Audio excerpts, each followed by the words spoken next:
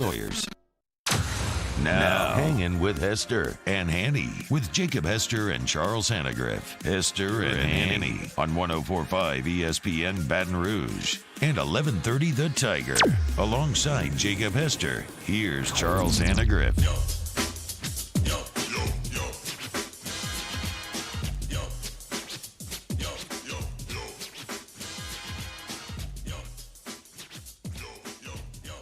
Good afternoon and welcome to Hanging with Hester and Hanny. Charles Hannegriff, Jacob Hester, and a cast of thousands. Good to see Playboy Marty's made it back from his weekend. Cade Watson has made it back from his weekend, and I made it back from my little two-day excursion. Good to be back, man. Glad to have you back, Hanny. Yeah. We missed you. I don't know if you heard my promo over the weekend. I did. But you were did. missed. That was very nice of you to do. I was actually watching the show in pre-op. I had a little procedure done. That's why I was out for a couple of days. And so the pre-op nurse comes in, and I've got the show on, and she said, "Oh, what you watching?" And I said, "It's my TV show." and so she looks at me, she's like, "So you're supposed to be up there?" Yeah.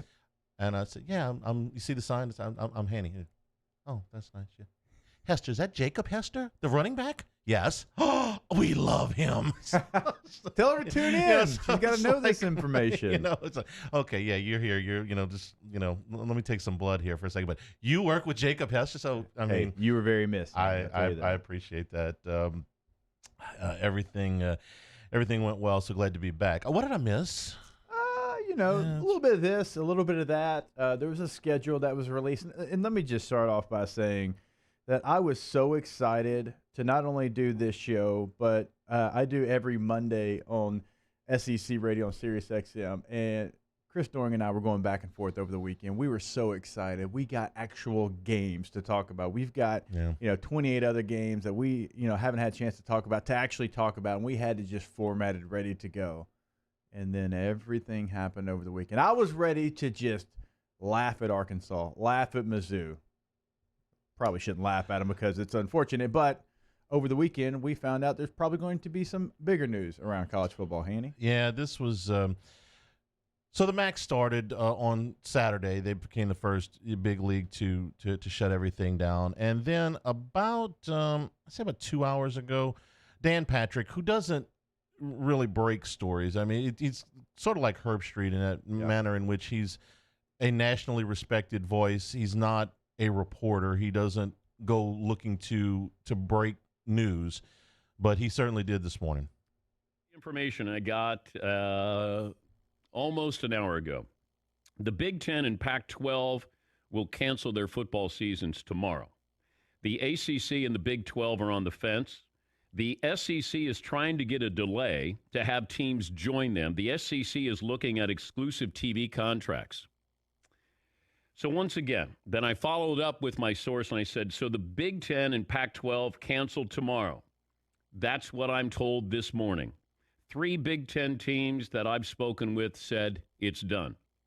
And I followed up by saying, so the SEC might go alone and bring in other schools. That's the latest. They're trying to buy time, according to my source, to see if the ACC or Big 12 will go along with them. So it's almost the exact same procedure as we did with the schedules. The Big Ten jumps the gun. Yep. They get out in front and they do this. And the SEC is like, can we wait? Can we see? Can we get to a yes? Can we fix this? Is this possible? And the Big Ten's going to get out in front and just say, no, we're closing up shop. And whatever the Big Ten does, I think Patrick is dead on here in that the Pac-12 is going to follow right along the side of them.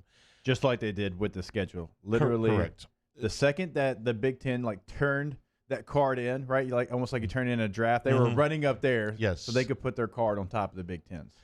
So the vote went down apparently 12-2. This was also Patrick reporting that the 2 lone dissenting votes were Nebraska and Iowa. And so immediately the thought was, if you're the SEC and you're looking, or the Big 12, and you're looking for other teams, then Nebraska and Iowa are open for business. They want to play. And then Bruce Feldman reported this is what, not even half an hour ago. No, this is 25 minutes ago. Go ahead, read what Feldman's got. Reports of Iowa, Michigan, Nebraska, and Ohio State exploring potential move to the Big 12. Source at one of those schools just told me it would be news to us, but we have heard the news. So if the Big 10 and the Pac-12 opt out, just say we're closing up, the SEC could go it alone. They could just say, you know what? Because they're going alone right now. We got our 10 teams. We got our schedule set. Yeah. We got our championship game. We'll play our 10 games. We'll play our championship games, and we'll call it a year. Yeah. We'll crown an SEC champion. There won't be a playoff. Bama will claim it regardless of what happens. Sure, of course. Yes. And some things never change, even in a pandemic. We'll play our season. If the ACC and Big 12 want to come along, then that's fine. Potentially, we could set up some kind of championship game or even a playoff between the champions of the three leagues, right, and maybe a wild card. Or if everybody else opts out, we could go it alone. We'll play our 10 games. We'll play our championship game. There won't be any bowl games. There won't be any playoff, but that'll be it. The season will end at the SEC championship in Atlanta. They could do that. Or they could say, we're going to pull the plug on everything. Last night, it certainly seemed like that was what was trending. The SEC is meeting today. Some of these meetings were already scheduled. Some of the meetings that you're hearing about, Big 10, Big 12, ACC, were already scheduled meetings for this week, and they talk every day anyway. This meeting that you're going to talk about here for the SEC was an unscheduled meeting. Yeah, this came from Delhi earlier, about 30 minutes ago. The SEC presidents are meeting this morning, sources told Sports Illustrated, in a call that was not previously scheduled. This morning's meeting is to explore the weekend's news. There is not necessarily expected to be any kind of vote. And so when you look at everything that happened yesterday, you've really only heard from the Big Ten mostly. Now, we assume the Pac-12 will kind of jump on whatever coattail the Big Ten decides there, but you have not really heard from the Big 12, the ACC, and the SEC. I think they are not going to react necessarily off of the Big Ten. They are going to make their own reaction. They're going to take their time. Let's remember, they are the ones who pushed their season back because they wanted to have some extra time to make decisions based on when students came back to campus and all those type of things. And the SEC will be the last one standing. Now, that's not to guarantee you they're going to play football, but I can guarantee you that the SEC will be the last one standing, fighting like hell to play football. I don't think there's any question about that, Hanny. And it does seem like the ACC and the Big 12 want to play as well. They want to try everything they can. They want to explore every single option, and we're going to get to it throughout the show. But we've seen the players come out over the weekend on Twitter. We've also seen a guy like Jim Harbaugh. And look, if you've ever listened to this show before Haney was on the team or, after Haney was on the team, when Jim Harbaugh's brought up, I give him a hard time. He's got a weak chin and baby cakes and those khakis, right? I understand that. But right now, he has come out with a letter saying, hey, wait a minute. We've done A, B, C, D, E, and F here at Michigan. And so before you cancel the season, hear from us. Let us talk. Let our voices be heard. It's a very well-constructed letter, and we're going to get to that probably probably take us till the second segment because I want to talk about Trevor Lawrence first. Because every voice recently that has been prominent has been about either canceling, postponing, or at the very best, cautious optimism, even very cautious optimism. I mean, remember when Greg Sankey was on with Paul Feinbaum, and, they were putting together, okay, it's conference only. Okay, we're going to add 2 games. But he had that tone in his voice that was just like, man, I just feel like I've been beat up. And so even the optimistic tone of the ones that were setting schedules was so reserved that it made it sound like, hey, you guys are saying this, do you really believe it? But last night, the players got together, and the one voice that came out of this was Trevor Lawrence. And this is basically him saying, we want to play, and here's why. I think everyone's thought about it just with everything going on. But, since I've made the decision to play, I hadn't thought about it again. That's my decision. I'm committed. I want to play my last year here. If that's what I decide to do. It's my 3rd year. Even have another one. So I think people are forgetting I got 4 years. So I'm just ready to have a great year and be a part of this team. We're super pumped. Like I said, me and Travis are definitely here. We're committed to playing, and But yeah, I mean, that's the thing is once I decide I'm playing, that's my mind's off of that. But yeah, I mean, like you said, people saying I should sit out. And then after this past year, everyone's saying all the stuff I got to work on. So at some point, you got to make decisions for yourself. I'm just excited to play football. That's what I do. There is no player in college football with less incentive that would have less incentive to play than Trevor Lawrence. He's won a championship. He's played in 2. He will be the number 1 pick in the NFL draft, whatever the next NFL draft is. Never has to take another snap. Does not. Yeah. He could very easily withdraw from Clemson, forget about going to history class, go and sign with an agent, be rich beyond his wildest dreams before the sun goes down today. Yeah. With I'm talking about the money in his hand. Yeah. And spend the next 8 months working out or whenever the next NFL draft is going to be. He doesn't need to do this. He's outside of winning the Heisman Trophy, he's accomplished pretty much everything you can accomplish as a college football player in 2 years. If he packed up his gear and said, I'm going home until the draft, nobody would blame him. Nobody would be able to say, you didn't accomplish your goals. And yet he has said, and he went on, and we don't have that as the second clip, but it went on to say, listen, there are a lot of players that will be in worse off situations if you send them home. And there were a number of players on social media last night that said just that I am better off at Clemson inside this pseudo bubble, if you want to call it. I have better medical care. I have better facilities. I have better housing. I have better food. I am protected much better here than if you send us all home. Now, canceling the football season does not necessarily mean they're canceling school, so they could stay on campus, but we know how that went the last time. They sent everybody home in the spring, so is that going to be the next step? I don't know. Lawrence took a leadership position on this, and he didn't have to. I gained a lot of respect for that young man last night. I absolutely did, and we've mentioned everything, right? He doesn't have to take another snap. He's going to be the number 1 pick, but he still said, I'm going to become the voice of college football. And this is really the first time that these players feel like they have a voice.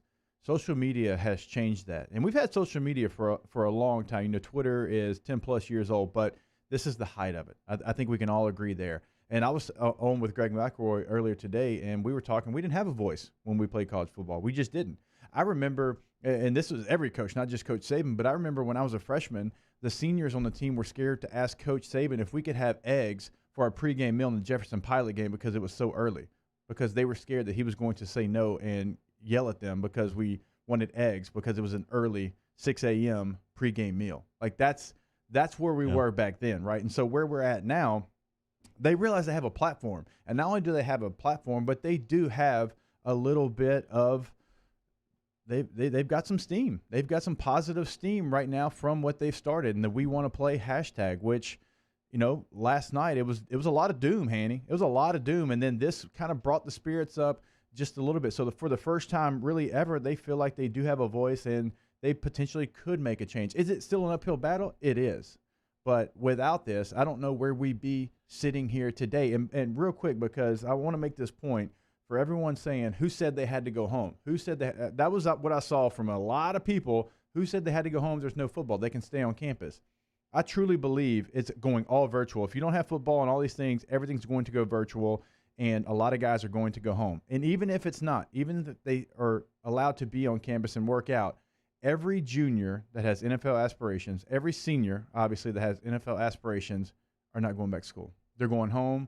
They're going to go train for the combine. They're going to go 3-4 weeks home before they even remotely think about training for the combine. And they've been in those situations. They were in those situations in March, in April, in May. They know what those situations look like. They realize that is not the safest place for them. Kylan Hill, Mississippi State's running back, talked about what going back home meant. Florida's running back came out and said what going home, he saw what that looked like. And they realized that the safest situation for me is to be at our football operations building where we know we're going to get tested, where we know we're going to have a meal, where we know they are going to have our safety in mind. And so for all of those reasons, to me, I think Trevor Lawrence made giant leaps and bounds to what possibly could happen this fall when, before the movement started, Hanny, I'll tell you what, I thought today we'd come here and we'd talk about almost every Power 5 being canceled. And it still might. You know, we're by no means out of the woods, but at least the We Want to Play movement is a voice in the get us to a yes We don't. The people that wanted college football and want the things to return to some type of activity with precautions have been shouted down at every turn by this thing will consume us and we will go home and hide under the bed and in the closet until there's a vaccine. They've been shouted down at every turn, and especially social media, which, don't get me started, that mob mentality has shouted down anybody that has tried to say, every time they said, well, maybe we could adjust the schedule. Maybe we can adjust the protocols. It's no. You guys are not doing this right. You guys, you're not taking this seriously. You're not whatever. It had to be somebody this prominent to make this kind of statement. And they got it together very quickly. And I imagine that Trevor Lawrence, you just talked about all of those juniors that will say, he's going to give it his best shot. I believe him when he says this. And again, I got a great deal of respect for the young man and the people that are organized. And Justin Fields came out and said something similar on Twitter. I think it was late last night or this morning. That's another prominent voice. That's the other co-Heisman favorite. Jamar Chase. Jamar Chase. They come out and say, look, we want to play. We'll play. We understand the risks. We know what we're doing. We'll play. But if you shut all of this down, we out the door. That's what I would do. I'd say, listen, I gave it my best shot. We organized. We told you. We understood the risk. We understood everything that went into plan. We've trained for this. We're going to do. But if you shut it down, we're going home. You have the opportunity to opt out of the season. They have given you that opportunity if you want to opt out of the season because you do not feel safe. And by the way, that's completely okay. Yeah. If you opt out, I'm not going to hold that against you. I think a majority of the world is not going to hold that against you. If there's some jackhole on Twitter that says you're quitting on your team because he doesn't feel safe, then that's on that guy. That's not on you, right? And so if you have the opportunity to opt out, or you can opt in, like these players are talking about, and they want to play, they feel like this is the safest environment for them. The safest. Almost to a man, they have said, we feel more safe at school than we do away. And also, you can talk about, well, you can't be on campus. I know we're long. You can't be on campus when there's not other students. There's a lot of times I was on campus during Thanksgiving and Christmas practicing for a game when there was nobody else on campus. That was normal. There was a lot of times. Spring break, I'm in spring practice. I'm not going anywhere. Y'all might be gone, but we're over here watching film and doing other things. There's plenty of times I'm on this campus and I'm doing school stuff that nobody else is on this campus. And so that's also something, if you wanted to explore that, where only the fall sport athletes, maybe they stayed on campus if it ended up going virtual. I mean, there's other things to explore. I'm not saying they're 100% foolproof, but there's things to explore. You have time. Do not jump on the Big Ten's back because they want to be the first to do it. Barrett Sallee from CBS Sports will be with us at the bottom of the hour. Tim Brando, can't wait to hear what Timmy B's got to say. He's not going to hold his opinion for sure. That's at 1:30 today. This is Hanging with Hester and Hanny. Whether you are watching along with us on YouTube, the YouTube channel 1045 ESPN, please go and subscribe. On CST, 11:30, the Tiger in Shreveport, 1045 ESPN Baton Rouge. Annie. Our listeners fire off their opinions on the jimsfirearms.net hotline at 499-1045. Keep listening for your next chance to shoot us your thoughts with the jimsfirearms.net hotline on 1045 ESPN Baton Rouge. If I built a van, it would do more than haul. It would carry my entire business. I'd make it available in dozens, if not thousands of configurations. It would keep an eye on my fleet. And an eye out for danger. If I built a van, I'd make it available in diesel and gas. And I'd build it right here in South Carolina. Introducing the all-new Sprinter, starting at $33,790. Built in the USA. Mercedes-Benz. Vans. Born to run. Citizens Bank is proud to bring you the Fan of the Week. But during these times with no fans, Citizens Bank is switching its support to the Banking on BR campaign to raise money for the Baton Rouge Food Bank. You can help out by visiting brfoodbank.org or bankingonbr.com.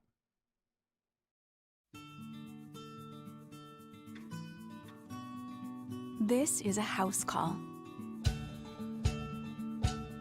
This is a follow-up appointment. This is a diabetes checkup. This isn't just more convenient care, it's more advanced care. This is innovating healthcare at Louisiana's #1 hospital, Ochsner.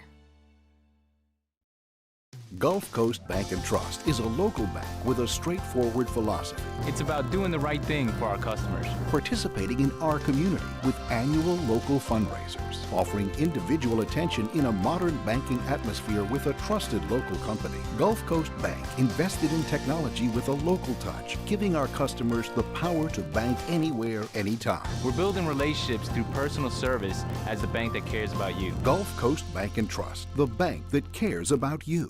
Service Master Elite create clean, disinfected work environments.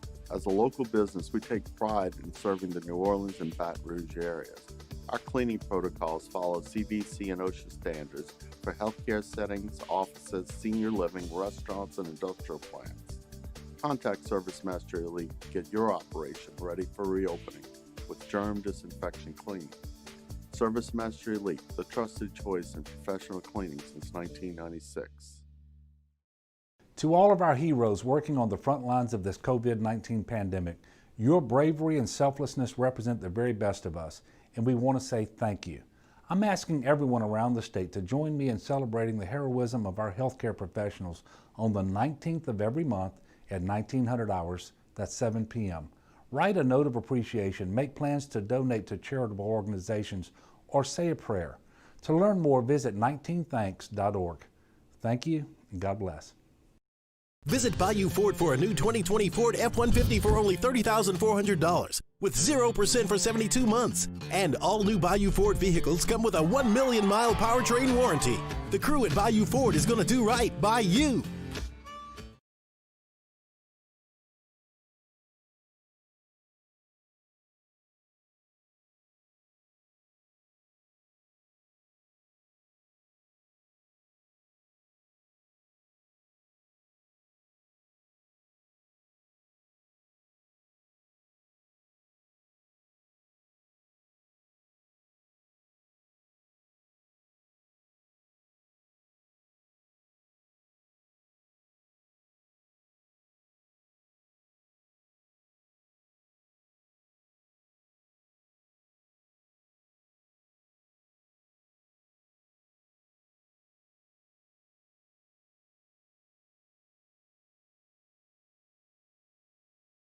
If I built a van, it would do more than haul. It would carry my entire business. I'd make it available. Tune in to a Monday edition of Game Time with Jimmy Ott and Ben Mintz. The guys recap all the action from over the weekend as they're live from Ruffino's on Highland Road. Tune in from 6 to 8 p.m. on 104.5 ESPN Baton Rouge.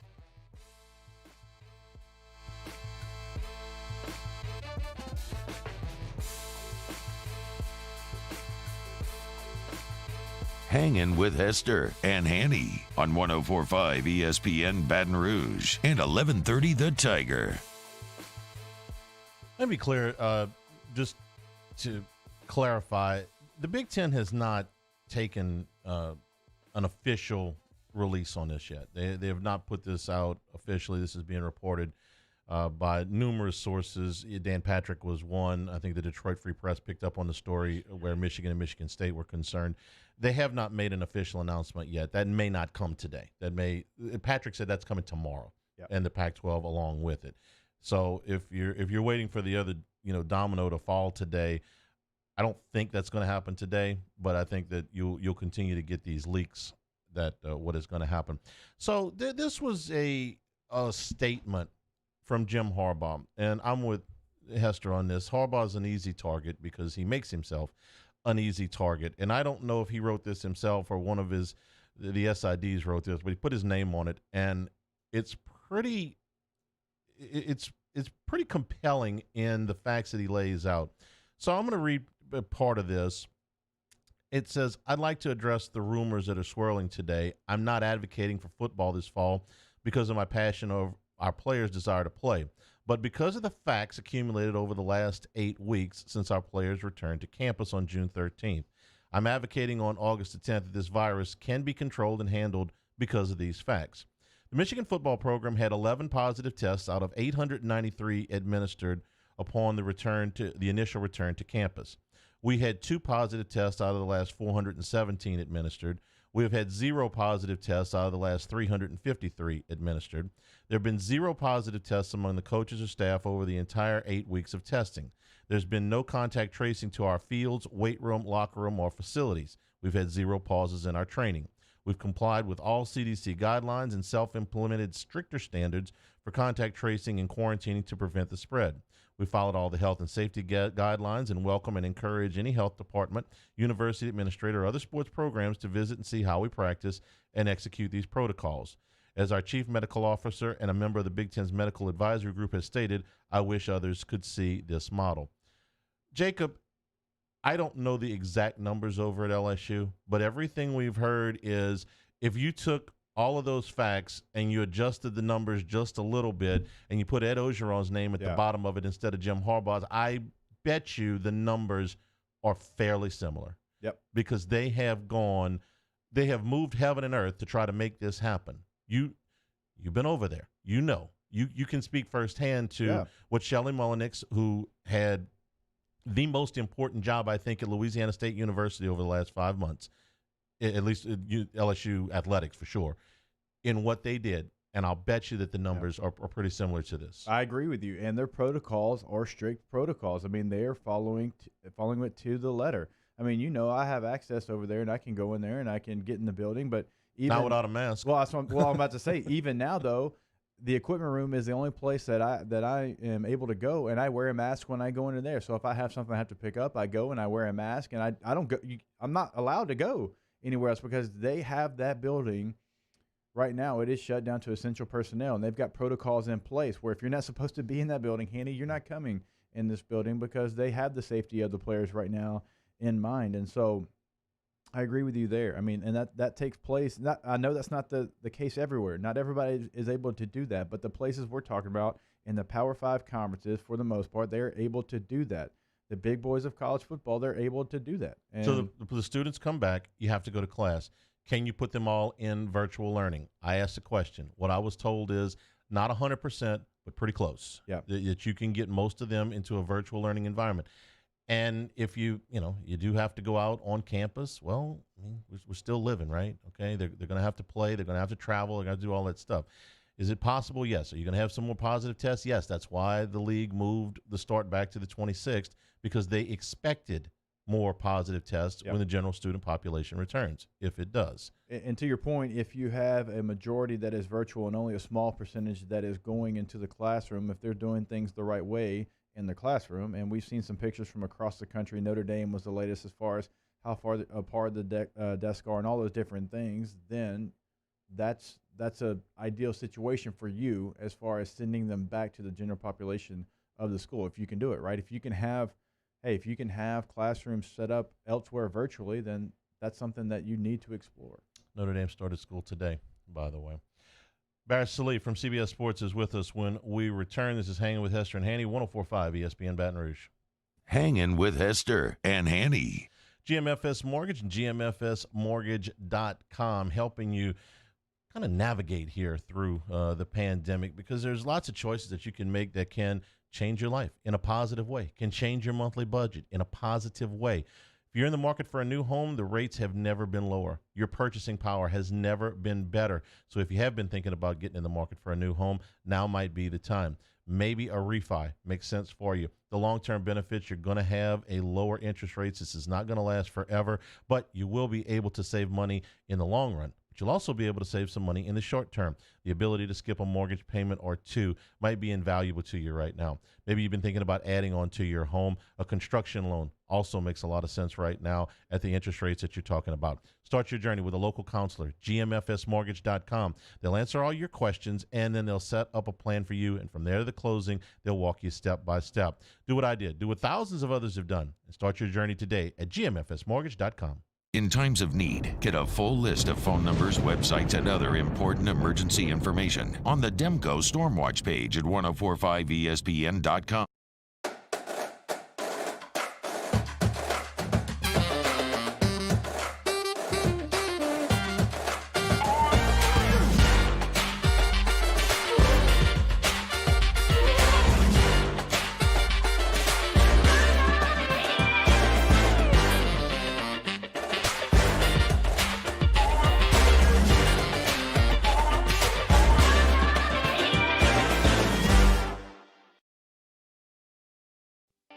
All-Star Toyota, you get it all. If you're in the market for an all-new Toyota vehicle, come see our friendly and knowledgeable sales team at All-Star Toyota. Located in Baton Rouge at the corner of Airline and Goodwood, we've been serving our community since 2005 by offering a large selection of new Toyota cars, trucks, and SUVs. Get behind the wheel of your dream car and take a test drive at All-Star Toyota today.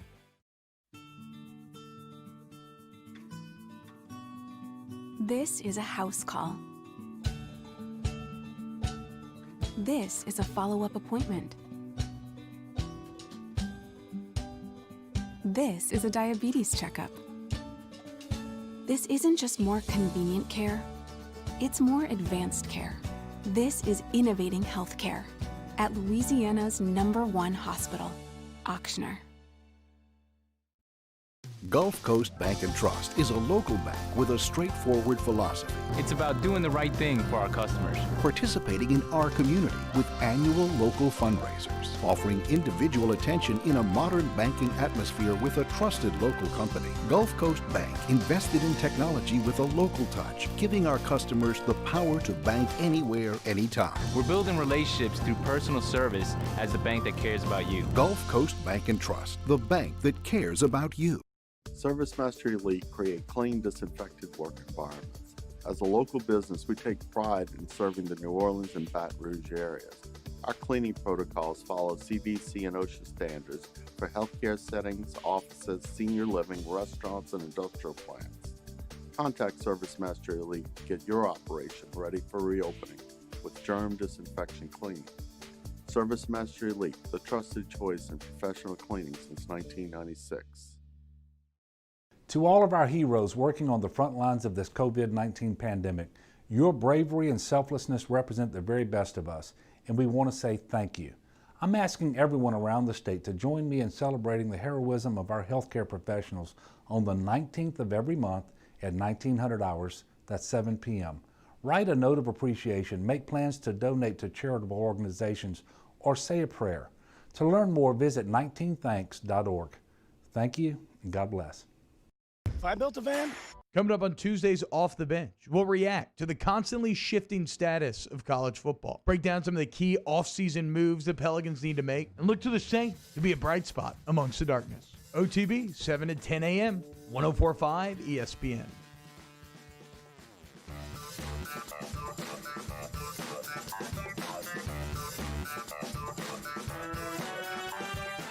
Hangin with Hester and Hanny on 104.5 ESPN Baton Rouge and 1130 The Tiger. We're brought to you by Richard's Honda, home of the warm and fuzzy feeling. Hanging with Hester and Hanny. Welcome in Barrett Sallee from CBS Sports. Barrett, good afternoon. How are you? I'm lovely. How are you guys? It's a fairly slow news day. Not a whole lot. Not a whole lot going on. I almost, rather than ask you a question, I'd just like to kind of ask you for an opening statement. Your reaction to the news of the last, let's say 24 hours.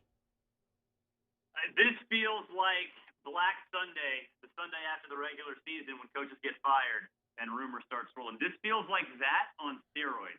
I mean, it is so wild right now to just be watching the ebbs and flows. And, honestly, for us here, at CBS, we're trying to cover it as best we can. The problem is things change every 5 minutes. I mean, it's wild, man. It's crazy.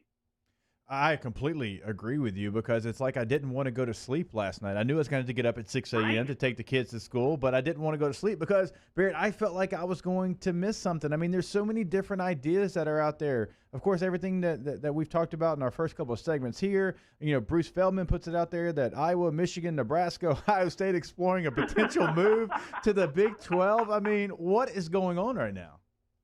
And then that gets followed up with the fact that they didn't even meet. The Big Ten didn't even meet. Yeah. I don't know, man. I'm with you. Like last night, I couldn't shut my brain off. It was impossible to shut my brain off. So,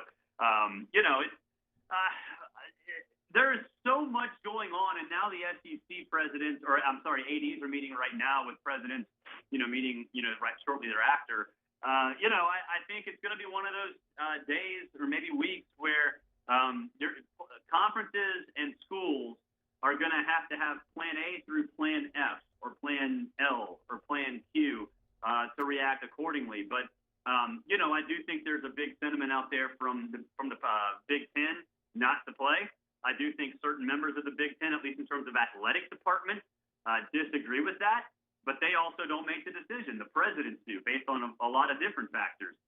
And the SEC is the complete opposite, and everybody else is sort of in the middle somewhere. So I don't know, man. Jacob, you know how this is as much as I do.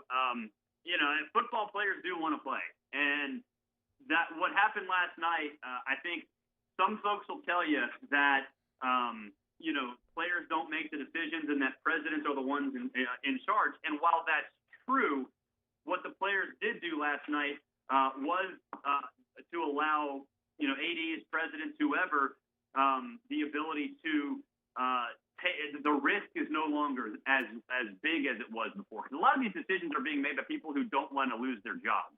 And if the players are okay with it, and the health and well-being of students who they're supposed to look out for, is being championed by people who are going to be in the middle of it, then I do think it does help the matter and does at least in some way make it more likely that the season gets played.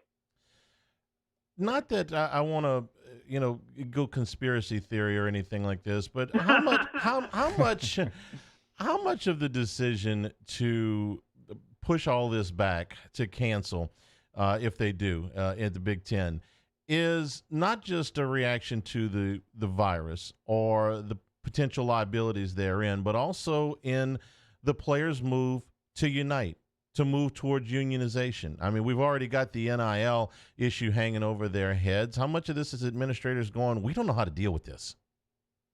I think, a lot. And I think that's not a knock against the players uniting, because I think a lot of us would agree that that's fine.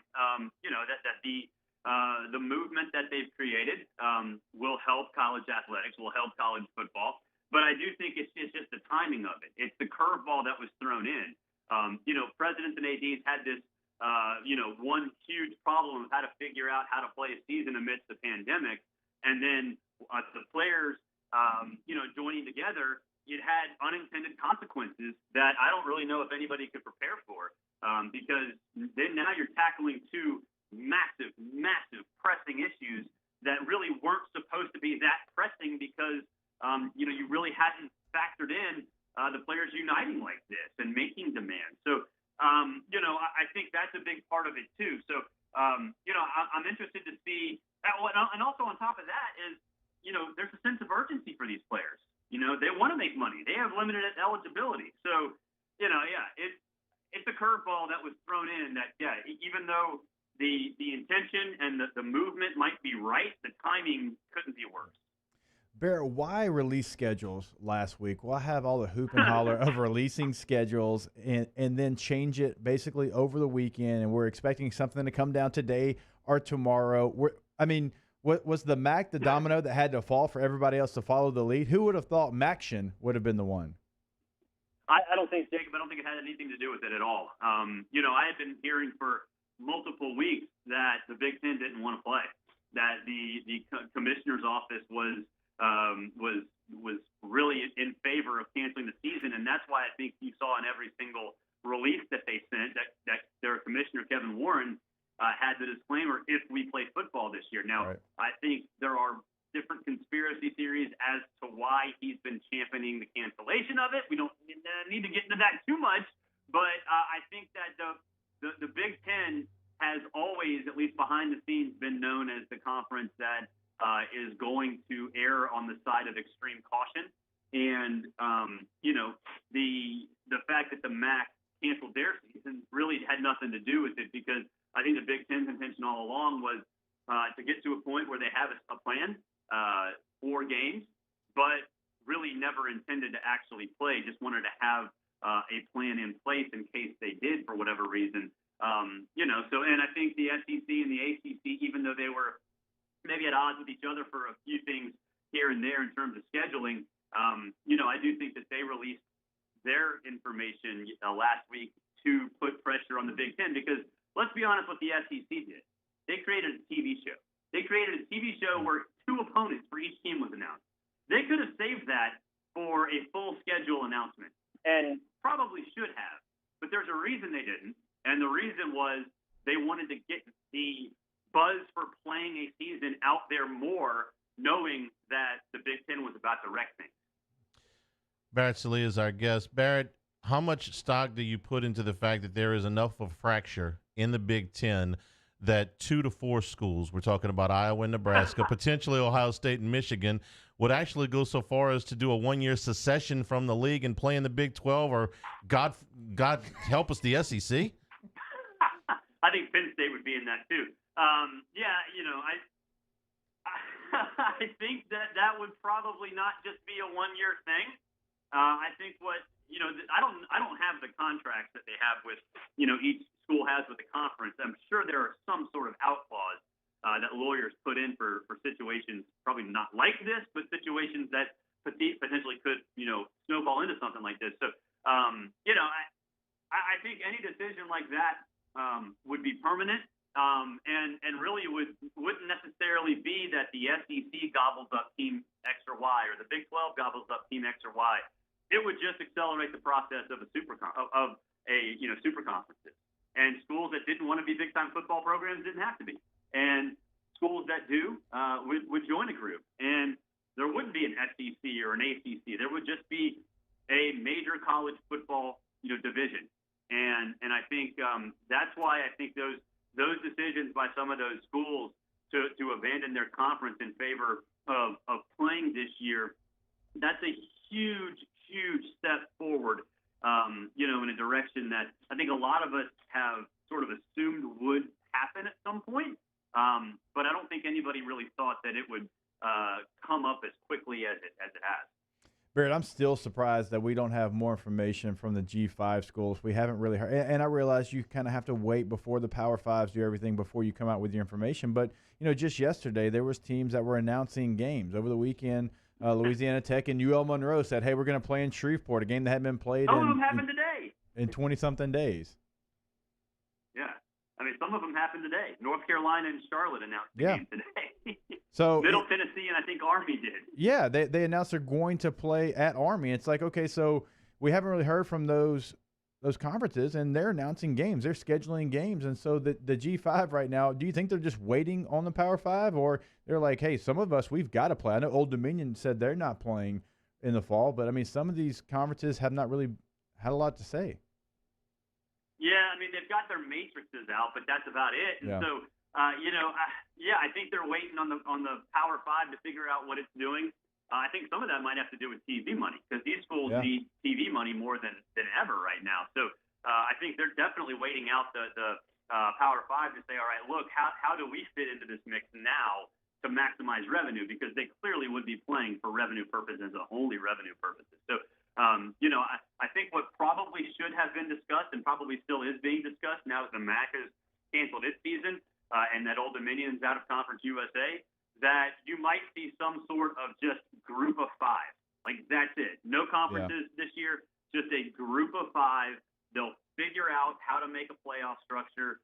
They'll figure out when they're going to play at a later date, or if they just all play weekday games. If everyone's learning online, you might as well just play during the week. If there's no fans there, there's no fans there. There wouldn't be fans there anyway. So, I think the group of 5 really is waiting it out.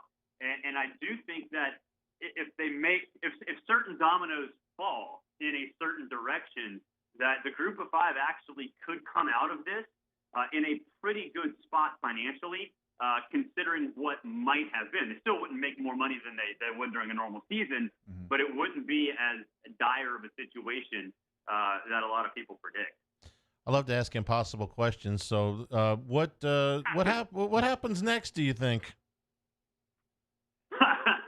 Well, I'm going to have lunch since I haven't eaten all day, and I might have a beer. But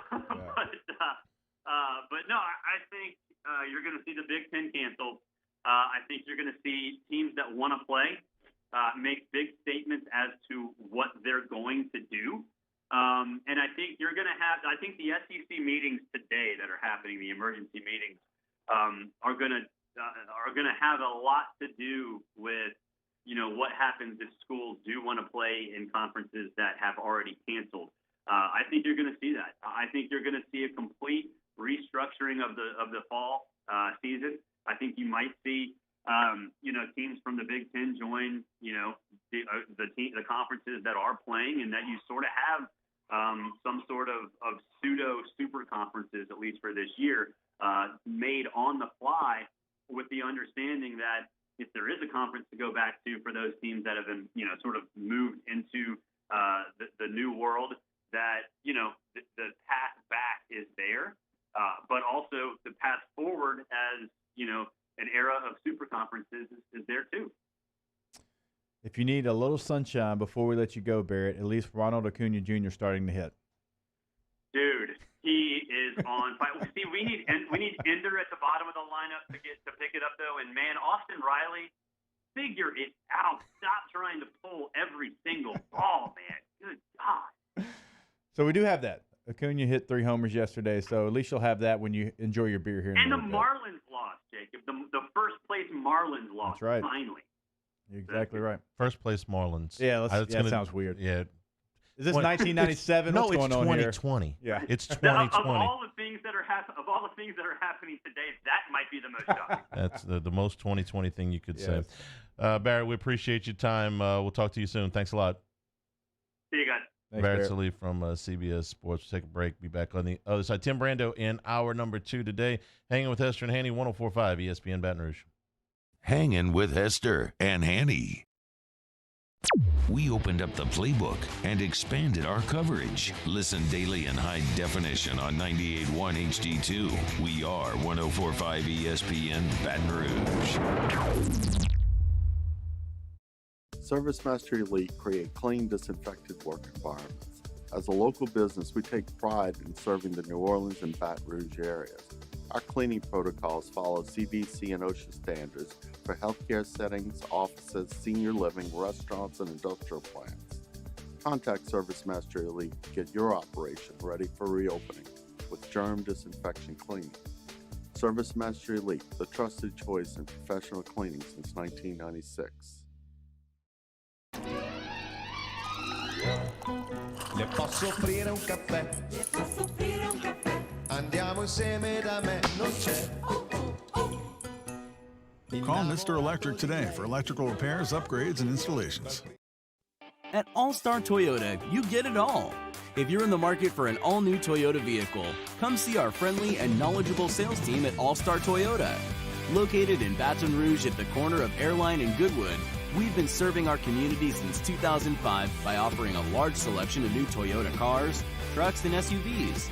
Get behind the wheel of your dream car and take a test drive at All-Star Toyota today.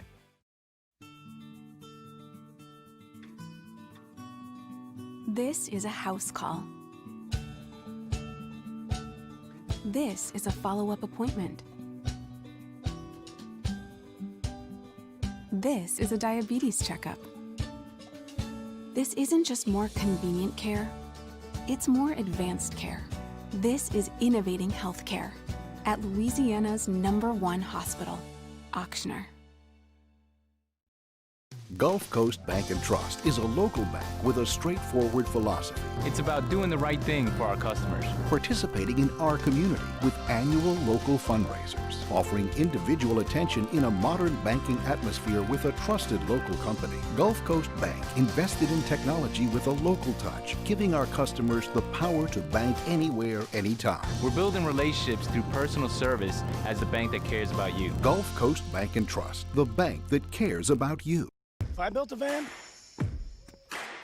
it would do more than haul. It would carry my entire business. I'd make it available in dozens, make not thousands of configurations. It would keep an eye on my fleet. And an eye out for danger. If I built a van, I'd make it available in diesel and gas.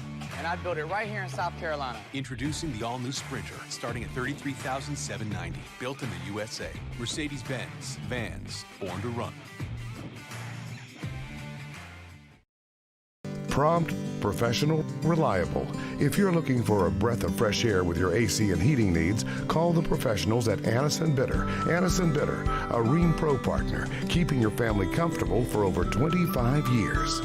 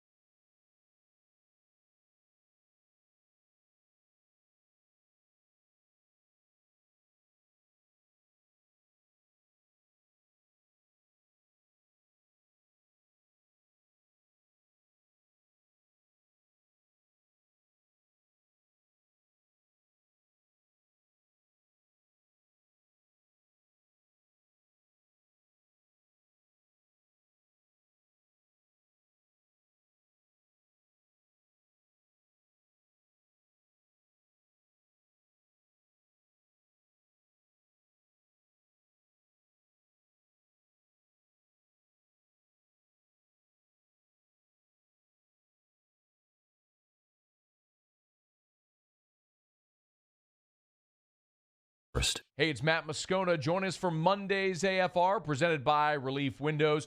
We'll react to the SEC schedule and the latest from the bubble. Monday's AFR. Join us, 3 to 6, 104.5 ESPN Baton Rouge.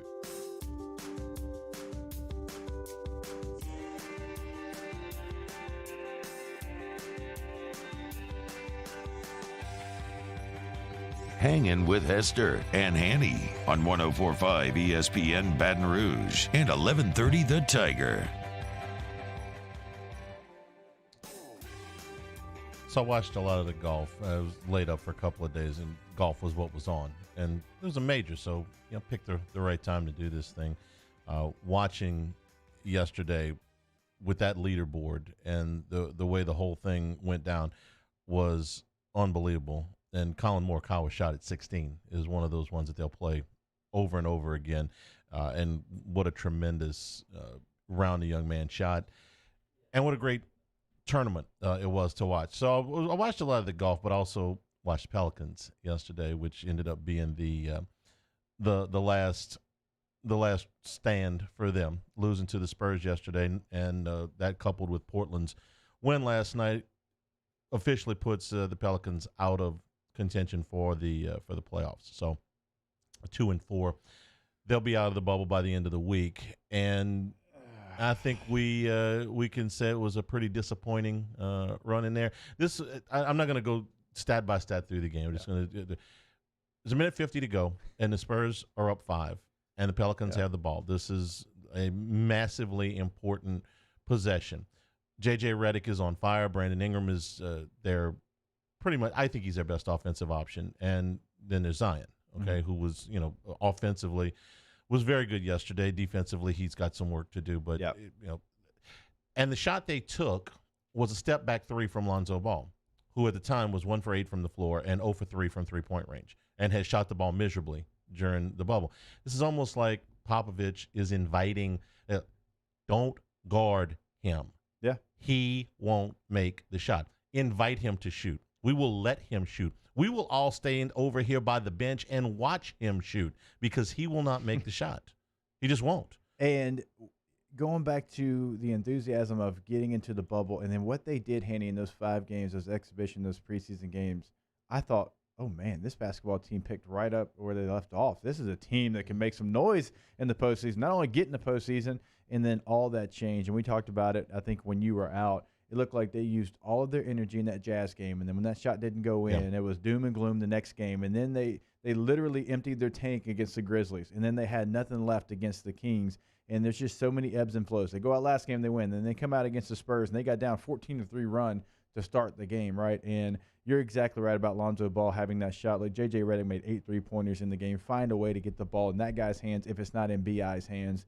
And, it's disappointing. And Lonzo Ball, I still think, can give you some value if you're the Pelicans. But through the bubble, if he was, minus in the plus-minus, you were going to lose. And if he was plus, you were going to win. I mean, he is very key to this basketball team and how they play because you've got a Drew Holiday that was plus 13 yesterday. But if Lonzo Ball doesn't go with Drew Holiday, then the Pelicans typically don't play well. So it's very disappointing because there was so much steam going not only into the bubble, but once you got to that 5-game exhibition and scrimmage stretch, like this basketball team has got so much talent, one of the deeper teams in the league, and I just feel like they did not use their bench well. They did not use their options well in key moments, and I think you have to take a long look at Alvin Gentry. The reason I didn't advocate for them moving Alvin Gentry last year was at the end of the season, this was not an attractive job. Griffin had just taken over. He had not yet revamped the scouting department. He had not yet revamped the training department. He had not yet hired a GM. He had not yet made the Anthony Davis trade. He had not yet won the lottery.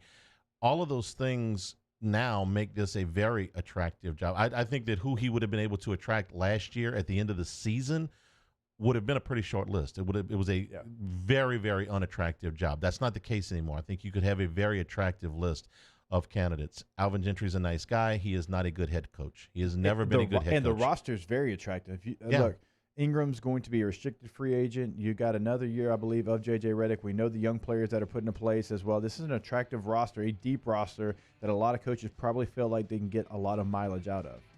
Take a break on the other side. Tim Brando with us in hour number 2, hanging with Hester and Hanny, 104.5 ESPN Baton Rouge.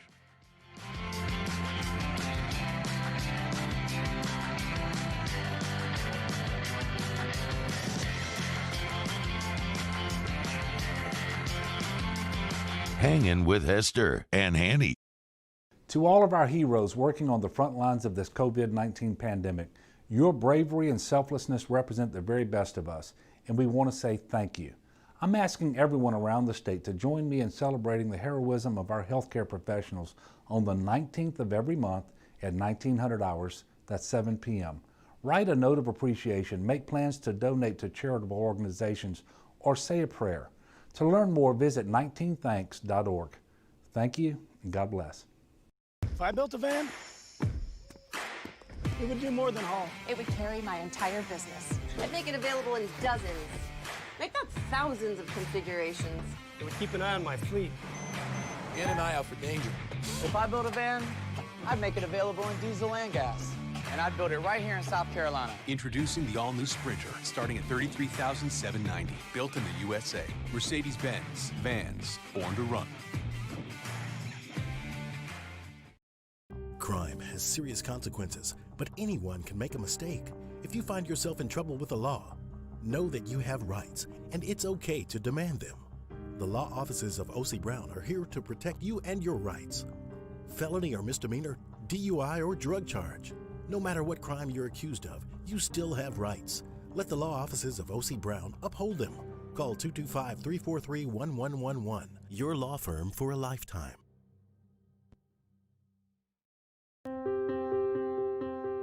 This isn't just another day. It's so much more. Kelly's life was put on hold when her auctioneer primary care doctor discovered a rare blood disorder. Her doctor connected her to an auctioneer care team of cancer, heart, and kidney specialists. With multiple primary care locations around Baton Rouge, same-day appointments, and online scheduling, we're relentless about keeping you healthy. Auctioneer Baton Rouge, innovating healthcare for Kelly. Gulf Coast Bank and Trust is a local bank with a straightforward philosophy. It's about doing the right thing for our customers. Participating in our community with annual local fundraisers, offering individual attention in a modern banking atmosphere with a trusted local company. Gulf Coast Bank invested in technology with a local touch, giving our customers the power to bank anywhere, anytime. We're building relationships through personal service as the bank that cares about you. Gulf Coast Bank and Trust, the bank that cares about you. I've been doing business with Luba for 25 years. They're dependable, trustworthy. It's just the attention to detail with our clients. Our folks have years and years of experience. They're highly trained professionals. But many companies have that asset. What I'd like to think makes Luba a bit different is that we use those talents in a way that truly is dedicated to serving the needs of the folks who depend on us.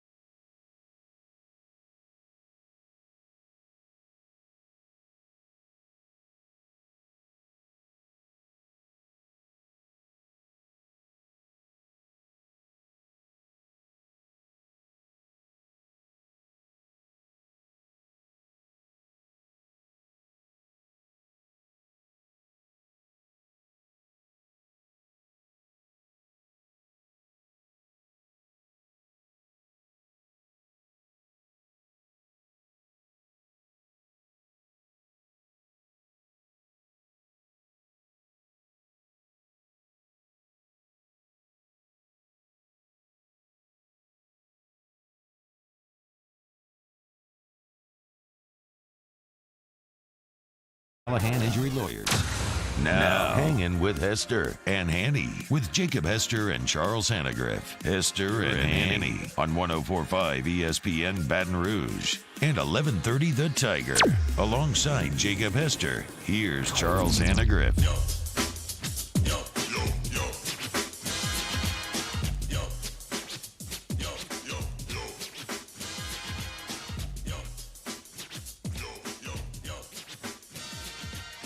Hour number 2, hanging with Hester and Hanny, 104.5 ESPN Baton Rouge, 1130 The Tiger in Shreveport. If you're watching along with us on CST, welcome in this afternoon, or our YouTube page, 104.5 ESPN.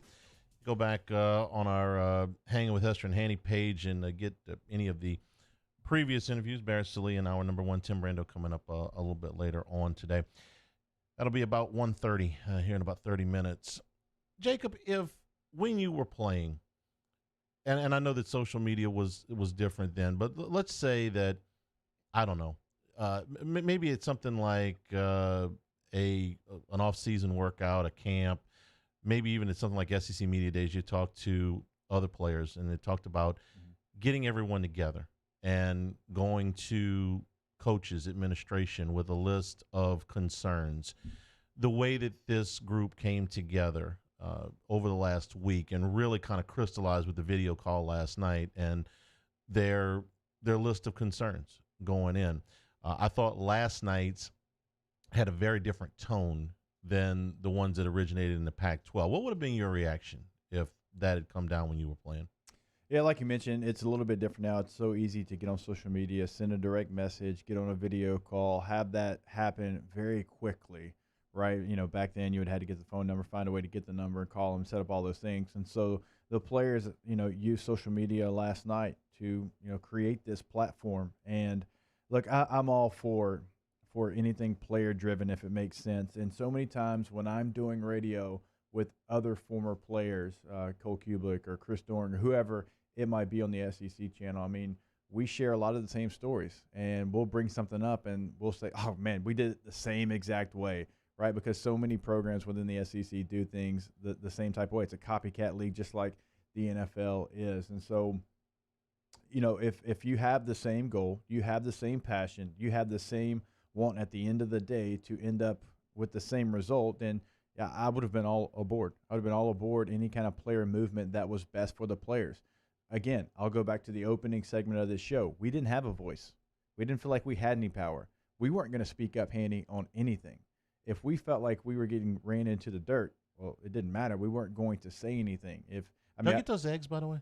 No, we did not. Y'all didn't get the eggs? Saban said no eggs. Do you not remember the story? That's the same day that Saban had some choice words for the chef because he wanted pregame meal to look the same because he wanted it to feel like a normal game day. And just because the kickoff was at 11 a.m., Hanny, right, he did not want the player's mindset to change. So, no, we didn't get the eggs. Some of the things that they're asking for are not unreasonable. That they're asking for a cohesive plan to deal with pandemic protocols that is throughout the NCAA. I don't think that that's unreasonable. Asking for 50% of the revenues is probably unreasonable for a great many reasons. But if what I saw yesterday is that they're concerned about some of the procedures and protocols, yeah, okay, I'm fine with that. You get to unionization, and now this becomes a much more complicated issue. They tried this back in 2014. Northwestern. Kane Coulter was the quarterback then, and he tried to get this. Ultimately, the National Labor Relations Board declined jurisdiction in the case, and the whole thing fizzled. I don't think that they need to get to unionization, and some states won't even allow that. Believe me, there's a lot of downsides to that too. But I don't think they have to get as far as unionization to have their concerns heard, and the fact that they are unified and have, at least for the moment, a leader, leads me to believe that this is more significant than any player requests that were doled out before. I don't see where a lot of the things, not everything that they're asking for, is all that unreasonable. So for everything you just said about trying to unionize this deal, that would be gigantic hurdles all over the place because each individual state has different laws as far as unions. We understand that, and the employees part of this, but there's nothing to say in my mind that they cannot create some kind of a panel or a group or whatever where you have a representative of players from all Power 5 conferences, and you have a player for your school that is going to be the spokesman for your school, who's going to talk with the spokesman from Ole Miss, from Mississippi State, from Florida, from South Carolina, right? And you have issues, and you have someone that you can help facilitate all of your meetings or whatever that might be, because you want to have a voice. I truly feel like the players have not had a voice for a very long time. And I agree with you. You're not getting 50% of the revenue. The NFL doesn't get 50% of the revenue. They get, what, 48%? In the What's that latest after tax? CBA. Well, we'll talk about that. That's a long talk. And so I am not pay for play. That has long been my stance. I'm for name, image, and likeness. I am for that, because I think there's sports that can benefit from that people don't think of. Softball, golf lessons. I mean, we could go all day on that, right? Pay for play is very difficult. Not everybody can keep up with that. I understand that. I'm not saying you're getting the revenue, but all of the other things, give players the opportunity to opt out and respect their decision. Guarantee eligibility whether a player chooses to play this season or not. Establish universal mandated health and safety procedures and protocols to protect college athletes against COVID-19. All those things, right? Okay, yeah, I'm for you moving forward with that, and create something. I don't know what you have to call it. You can't create a union. There's just too many hurdles. You're not going to have enough time, especially to do it this year. And we mentioned each state has different laws as far as creating that union, but you can definitely put together something that has a powerful voice behind it, because no longer do you have to have a union to be able to create change.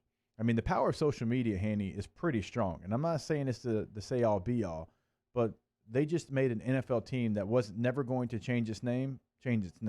I mean, I would put social media behind that. They weren't the only cause, but there was a large outcry for the Redskins to change their name. That started on social media. It swings presidential elections now. I think we can say that the power of the social media is pretty strong.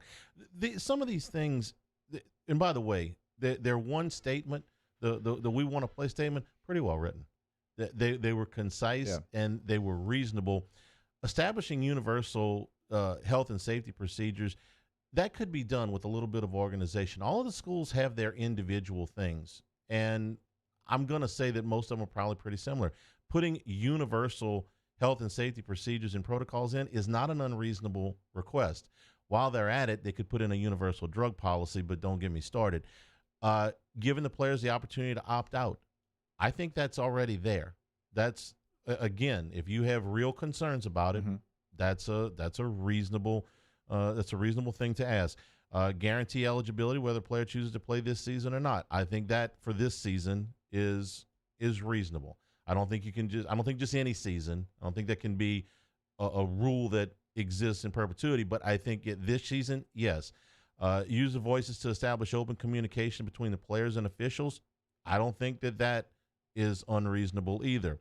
Ultimately, create a college football players association. Here's where you lose me. Okay, I don't, for all of the reasons we just talked about, I don't think that's going to work.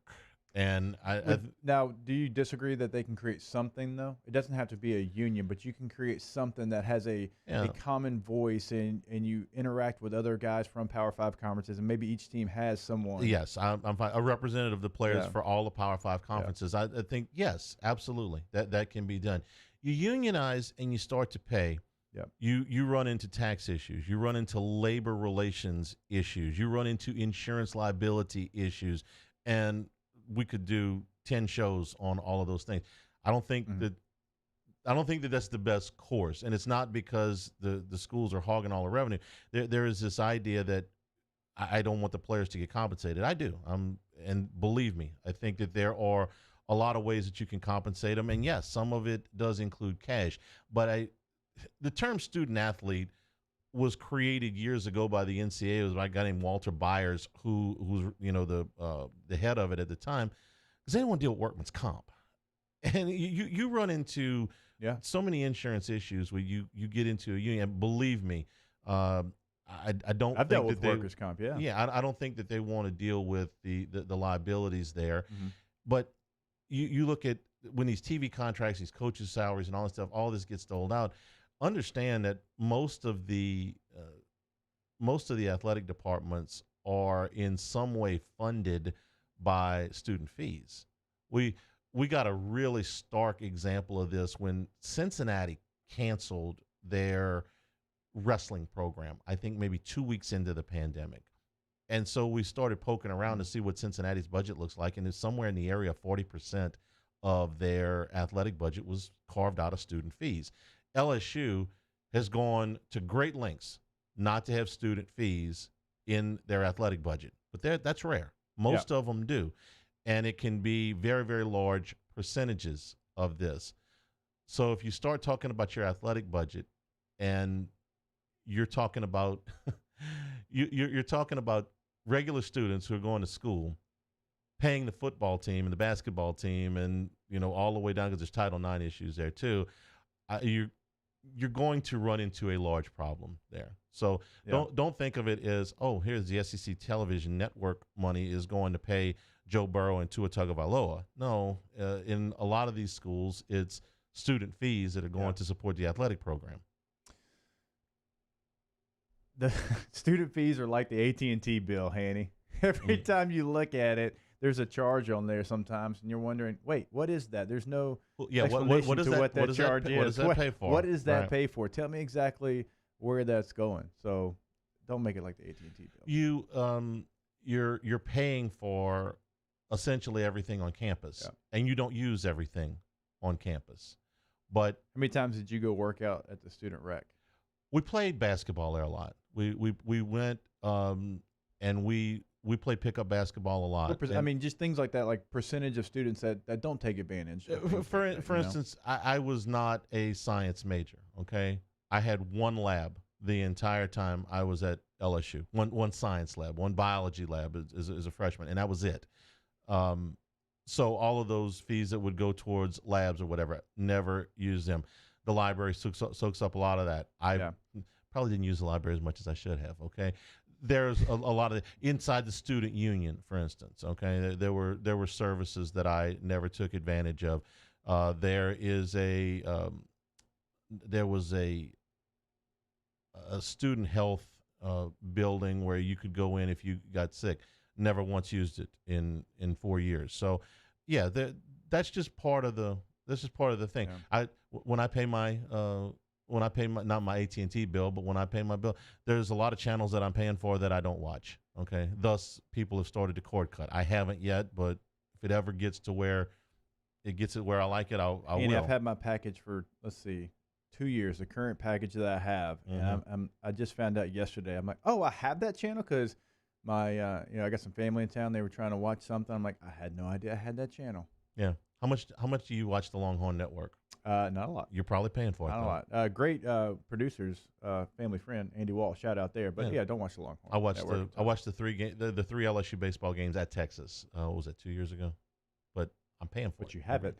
I have it. Just in case. Just in case. Of course, LSU's not playing Texas this year. That's probably why you kept it. We'll take a break. We are brought to you by Richards Honda, home of the warm and fuzzy feeling. Hanging with Hester and Hanny, 104.5 ESPN Baton Rouge.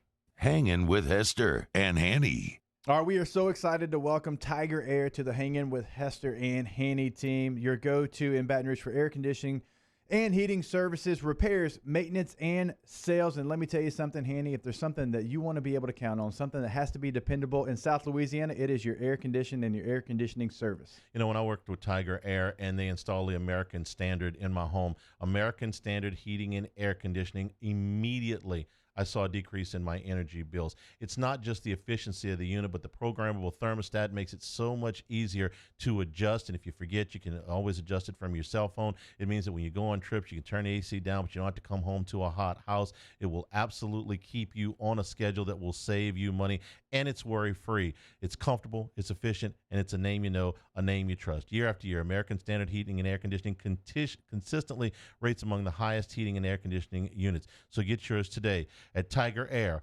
Go to tiger-air.com. Keyshawn Johnson, Jay Williams, and Zubin Mahente. What happens? Anybody can tell you what happened. What does it mean? Less people can do that. But we're going to focus on what happens next. Mornings, 5 to 7, starting Monday on 104.5 ESPN Baton Rouge. Service Mastery Elite create clean, disinfected work environments. As a local business, we take pride in serving the New Orleans and Baton Rouge areas. Our cleaning protocols follow CDC and OSHA standards for healthcare settings, offices, senior living, restaurants, and industrial plants. Contact Service Mastery Elite to get your operation ready for reopening with germ disinfection cleaning. Service Mastery Elite, the trusted choice in professional cleaning since 1996. Le posso offrire un caffè? Le posso offrire un caffè? Andiamo insieme da me, non c'è Call Mr. Electric today for electrical repairs, upgrades, and installations. At All-Star Toyota, you get it all. If you're in the market for an all-new Toyota vehicle, come see our friendly and knowledgeable sales team at All-Star Toyota. Located in Baton Rouge at the corner of Airline and Goodwood, we've been serving our community since 2005 by offering a large selection of new Toyota cars, trucks, and SUVs. Get behind the wheel of your dream car and take a test drive at All-Star Toyota today.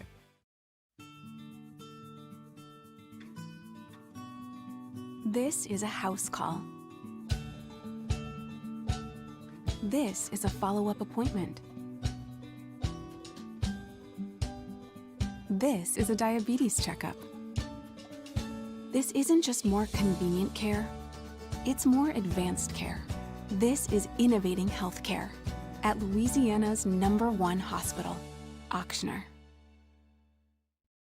Gulf Coast Bank and Trust is a local bank with a straightforward philosophy. It's about doing the right thing for our customers. Participating in our community with annual local fundraisers. Offering individual attention in a modern banking atmosphere with a trusted local company. Gulf Coast Bank invested in technology with a local touch, giving our customers the power to bank anywhere, anytime. We're building relationships through personal service as the bank that cares about you. Gulf Coast Bank and Trust, the bank that cares about you.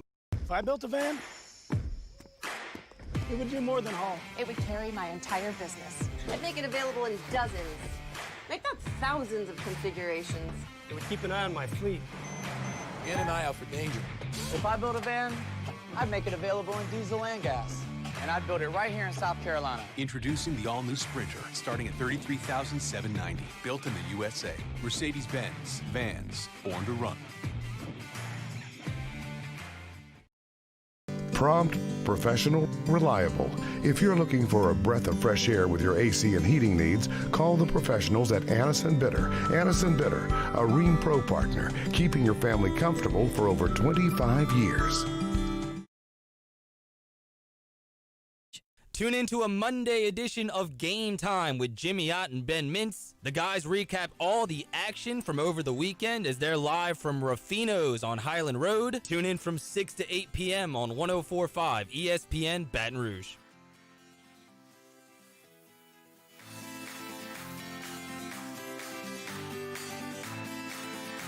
Hangin with Hester and Hanny on 104.5 ESPN Baton Rouge and 1130 The Tiger. On a busy day, got a ominous feeling to it a little bit as we wait for official word on reports that have come out that the Big Ten's ready to shut things down. The Pac-12 is ready to follow them, but you haven't seen them say anything about the SEC just yet, other than that they are mulling. They are talking today, but you guys had Danny Kanell on the show on Friday, and Danny, if nothing else, is certainly opinionated and is going to, give a strong opinion about stuff. I actually like, the back and forth between he and, the SEC in general. But he tweeted out something that made you laugh. Yeah, Danny's a friend of mine, and if you know Danny, he's obviously pro ACC, and he takes some shots at the SEC throughout his career. I don't think there's any denying that. He just tweeted out, "All right, I give up. If the SEC can get Ohio State and Michigan to join for a season, even I will get in on the chant SEC." For Danny Kanell to admit that he will chant SEC, I hope people realize that's a gigantic deal. I can't even get my mind around the idea that Michigan or Ohio State would play in the SEC. Could they? Would you even call it the SEC, Hanny, or would you just, hey, here's what it is. Let's roll it out. Here's the teams that say they will play, and their conference decided not to. Now, don't start shooting, hey, there's contract. We understand all that, but if somehow this did happen, we're saying I don't think it would be the SEC. I think it would just be, here's the teams that are available. Go play. Go find a way. Right. I think it's easier to just what we talked about at the top of the show, which is if the SEC does decide they want to play, just say, you know what? It's us 14. We're going to play 10 games. We're going to play a championship game, and that's it. No bowl games, no playoffs. Yep. Just we're going to play our regular schedule the way we said we were on Friday. We're going to play our championship game in Atlanta, whatever day fits, we can push it back as far as right before Christmas, and then that's the end of the college football season, and that's all we're going to do. I can see that a lot easier than I can see, let's try to find Missouri a game with Ohio State, or let's try to find Alabama a game with Iowa. I can't get my head around that. The Big 12 makes a little bit more sense because you can put it this way. You put those 4 teams in the SEC, you're going to 18 teams. Yeah. Okay. So like you said, are you even really a league anymore? If you do it in the Big 12, then you get to 14 teams, which is what everybody else is operating with. And at least from a math standpoint, it makes a little bit more sense. But are they, is Ohio State going to be competing for the Big 12 title? Maybe. Okay. And if you did have the three leagues, if they said, okay, the Big 12, the ACC, and the SEC are all going to play, and we're going to keep the college football playoff. We're going to take the champion of each of these three, and we're going to take the next best team then and have the playoff. Yeah. The rest of the bowl games probably go by the wayside for this year, but the playoff will stay intact. I could see that happening. Anything else gets a little bit too unwieldy for me to wrap my arms around. There's so many moving parts if that happened, the number one question is, okay, legally, what can you do? How do you make it happen? And also, how do you come back after this season? How do you come back to what you started before, right? If you're Ohio State or Michigan or Nebraska or Iowa and you go play in the Big 12, like Bruce Feldman said, there's whispers out there, okay? Yeah. Well, how do you go back to the Big 10 the next year? Or do you even want to? Are you threatening, hey, you know what? We're a pretty big brand. We'll go somewhere else. I'm not saying they are, but they could threaten that. So my biggest question outside of all the legal issues is how would you come back to what you were before? Because that would be extremely difficult. Take some questions out of the Bayou Ford Huddle. This is the first says, Ohio State and Michigan voted to cancel. What are y'all talking about? This was a tweet from Bruce Feldman, who said that if Iowa and Nebraska were talking about trying to add games, then potentially Michigan and Ohio State would be interested in jumping on board with that. And Michigan's coach, Harbaugh, came out and he had his own statement. So, yes, you're saying Ohio State and Michigan, well, the presidents potentially, they voted that. But within the athletic department, there's a different feeling. So that's the conversation that we're having. And Harbaugh came out with his statement for a reason. This is an anonymous user in the Bayou Ford Huddle. It says, handy problem is you still have to clear the hurdles of each state's governor. That has always been the problem. I've said that from the very beginning, that ultimately it may not matter what leagues want, what schools want, certainly what coaches and athletic directors want. You have governors. And if they decide that it's not happening, well, I have given up any hope of there being fans in the stands. Oh, Haney, that was that ship sailed for me quite a while ago. I know we talked about it. And I know Verge came on the show and they were optimistic and they wanted, but in my best case scenarios in my head, I'm like, they'll play, but they'll play with no fans in the stands. And I still believe that's going to be for the NFL. I know that some of those teams have talked about 20,000 or 20% or whatever. I'll be very surprised if that happens, certainly at the beginning of the season. And for college football, I have no hope that's going to happen. That's why I always kind of brushed aside the tailgating questions and the ticket questions. I understand people have those questions. In my mind, that ship sailed quite a while for me. If they play, it's going to be for the TV money, and they're going to go out in an empty stadium. So the governors being able to – we had this discussion, 2 weeks ago, right, when the governor came out with the latest of his orders. It's like that gathering of 2 football teams in Tiger Stadium with no fans in the stands would violate the current Phase 2 guidelines set forth by the governor of Louisiana. And you've got governors in 11 states for 14 teams in the SEC. Even without fans, you can't execute that. You've got 200 players. Even if you took it down to 50 players on each team, you're still with coaches and officials, and you're still violating emergency personnel. You're violating the order. So unless the order changed, and we got into this with high school football, right? The LHSAA said very clearly, we can't play till we get into Phase 3. We're in Phase 2. And we're in Phase 2 until at least the end of the month. And at the end of the month, if you go to Phase 3, then you still got to have the month ramp up. That's why Eddie Bonine came out and said the beginning of October is the best that we can do, and that's if everything goes well. For the colleges, it's the same thing. Until you lift those orders, you can't put a football game on, even with no fans. Commissioner Greg Sankey did just tweet, and so the first time we've heard from Commissioner Sankey since the news of last night. Best advice I've received since COVID-19: be patient. Take time when making decisions. This is all new, and you'll gain better information each day. The SEC has been deliberate at each step since March. Slowed return to practice, delayed first game to respect start of the fall semester.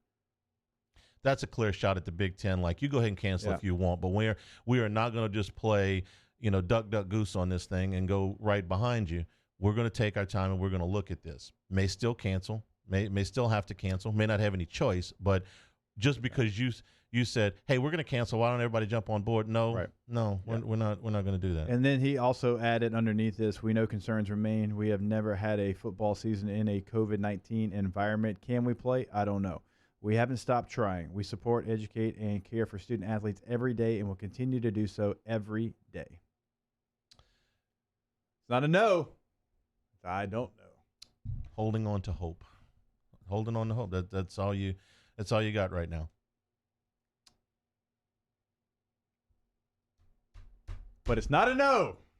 It's not a no. It's not a no, and we have said this entire time, and I think all of our listeners would agree, the SEC is going to be the last one standing. And I'm not saying which way they're going to fall, but that's why they decided to push their season back when nobody else did. Yeah. Everybody else planned on starting at least close to on time to what they previously had scheduled. The SEC pushes it back to the end of September. They are taking their time. They're continuing to gather information. They are allowing students to come back on campus to see what that does to the current model. Try. If they have to cancel, they have to cancel. If they decide they can't play this thing safely, then yeah, okay, you got to cancel. But try. Yep. Please. Please.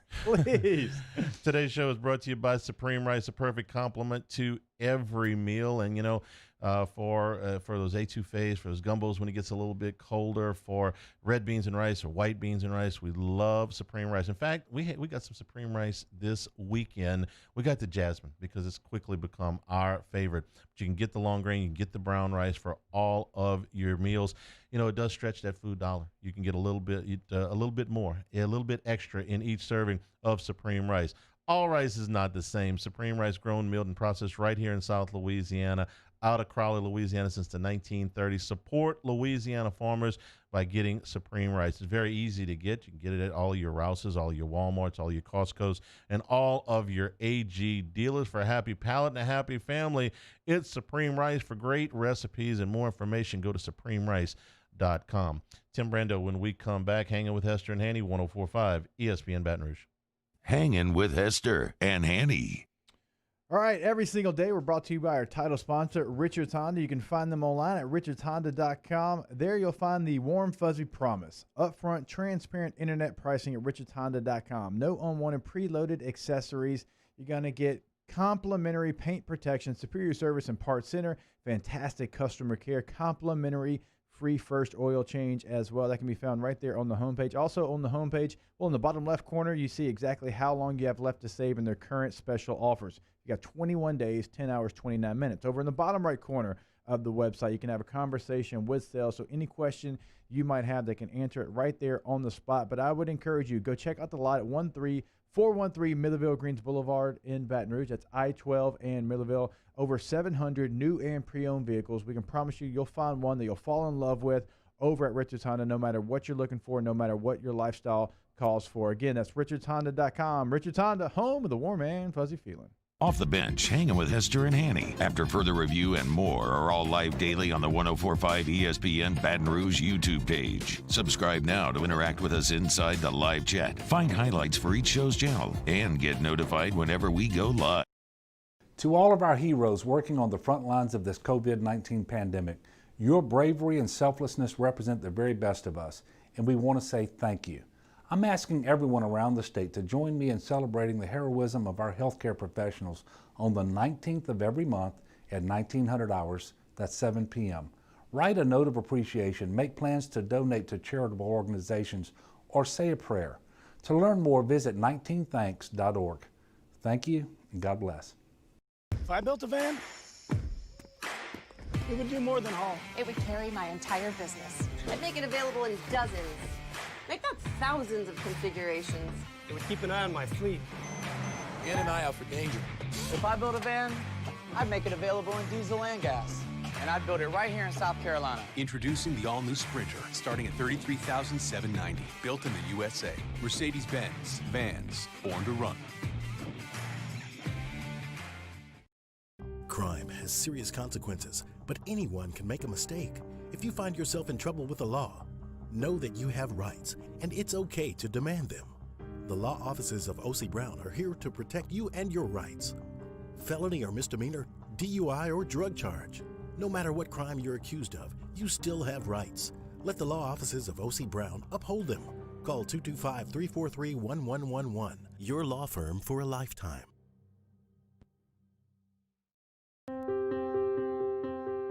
This isn't just another day. It's so much more. Kelly's life was put on hold when her auctioneer primary care doctor discovered a rare blood disorder. Her doctor connected her to an auctioneer care team of cancer, heart, and kidney specialists. With multiple primary care locations around Baton Rouge, same-day appointments, and online scheduling, we're relentless about keeping you healthy. Auctioneer Baton Rouge, innovating healthcare for Kelly. Gulf Coast Bank and Trust is a local bank with a straightforward philosophy. It's about doing the right thing for our customers. Participating in our community with annual local fundraisers. Offering individual attention in a modern banking atmosphere with a trusted local company. Gulf Coast Bank invested in technology with a local touch, giving our customers the power to bank anywhere, anytime. We're building relationships through personal service as the bank that cares about you. Gulf Coast Bank and Trust, the bank that cares about you. I've been doing business with Luba for 25 years. They're dependable, trustworthy. It's just the attention to detail with our clients. Our folks have years and years of experience. They're highly trained professionals, but many companies have that asset. What I'd like to think makes Luba a bit different is that we use those talents in a way that truly is dedicated to serving the needs of the folks who do. Coming up on Tuesdays Off the Bench, we'll react to the constantly shifting status of college football, break down some of the key off-season moves the Pelicans need to make, and look to the Saints to be a bright spot amongst the darkness. OTB, 7 to 10 a.m., 104.5 ESPN.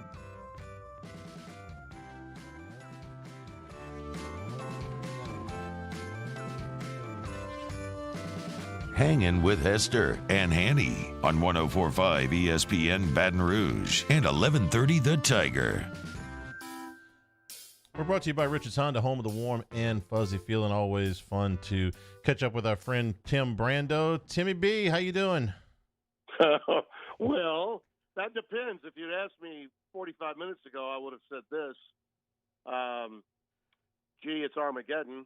And then about 10 minutes after I said that to myself, that Big Ten vote we were told was 12-2 never really happened. So maybe it's not Armageddon. And right, so things change so very quickly. We just read Greg Sankey's tweet from whatever meeting that they had today, or conference call they had today, and I don't know if you've seen it yet, Tim. It just came out, but it very much had enlighten me, please. Enlighten me. Jacob, read that again, because the Sankey's tweet, because it very much has a tone of we're not jumping the gun here. Yeah, best advice I've received since COVID-19, be patient, take time when making decisions. This is all new, and you'll gain better information each day. The SEC has been deliberate at each step since March, slowed return to practice, delayed first game to respect start of fall semester. What do you make of that, Tim? Well, they made the determination to go with the 26th. The Big Ten made a determination to go with conference only, but to start on time, essentially, Labor Day weekend. So they've got greater wiggle room to wait for more information and more data to come their way. That has been Greg's stance across the board. That's really been their mantra, really. As it relates to the Big Ten being first to go to conference only, that created a bit of a divide with some of their constituents, which they, of course, were saying for the last 5 months were expressing great collegiality, that they were Zooming every Monday, and pooling their resources. And now we know what? What do we know? Each conference has its own epidemiologist. Can you imagine getting 5 Faucis in the same room, knowing how medicine works and that kind of science, and to think that they're all going to agree from conference to conference, epidemiologist to epidemiologist? How absurd. I mean, the whole idea, the fabric of it is absurd. The lack of governance and unification of governance in college football is the essential problem. And if it's not there on the tabletop for everyone to see, I don't know when it will be. I do not buy into the notion that's being spewed by many in the media. I just saw Pat Forty on the Big Ten Network a moment ago with Dave Repson saying, well, they can wait a little bit longer in the SEC, but, I think these college presidents in the end, because of, implying, obviously, because of the science and because of the liability. Oh, by the way, there's the elephant in the room about potential unification of our unionization by players. Oh, my, we can't. That eventually all of the presidents will essentially agree, and all of the other conferences, that being the SEC with the Big 12 and ACC following suit. I don't believe that. I really don't. I think that the silos that have been created because of the history of college football's leadership covenant, if you want to call it that, it's been a broken covenant for quite some time. So the SEC is going to do what they feel they can do. And the Big 12 will do the same, as well as the ACC. I don't for 1 minute believe that Jack Swarbrick and Commissioner Swofford in the ACC were just, taking it easy when they were trying to formulate a plan for Notre Dame to break tradition for the first time in 158 years and play for a conference championship. So they're going to throw it all away because the Big Ten tells them to? No, I do not believe that. So we could see potentially a fractured season where 3 conferences are participating for the college football playoff and 2 are sitting down. Now, I do believe the Pac-12 will follow the Big Ten because as sure as the sun sets over the St. Gabriel's on New Year's Day for a game most years we don't want to see in that time slot, the Pac-12 will follow the Big Ten. Tim, I want to know what you think about the We Want to Play movement, because we were talking on earlier in the show when I was a player and I started in 2004 all the way through my career, the players didn't have a voice. And I told a story, we didn't even have a voice what we wanted for pregame meal, much less anything else. But now with social media and the platform that these players have, they do, in my opinion, they do have a voice and they can be loud. What do you make of the We Want to Play movement, and do you think that it will actually help their case for playing on the field? I wish they'd done it earlier. The timing of it came a little bit late, and frankly, Jacob, and I'd love for you. Let me throw this back at you, okay? If your player, now this is a socially conscious question, okay?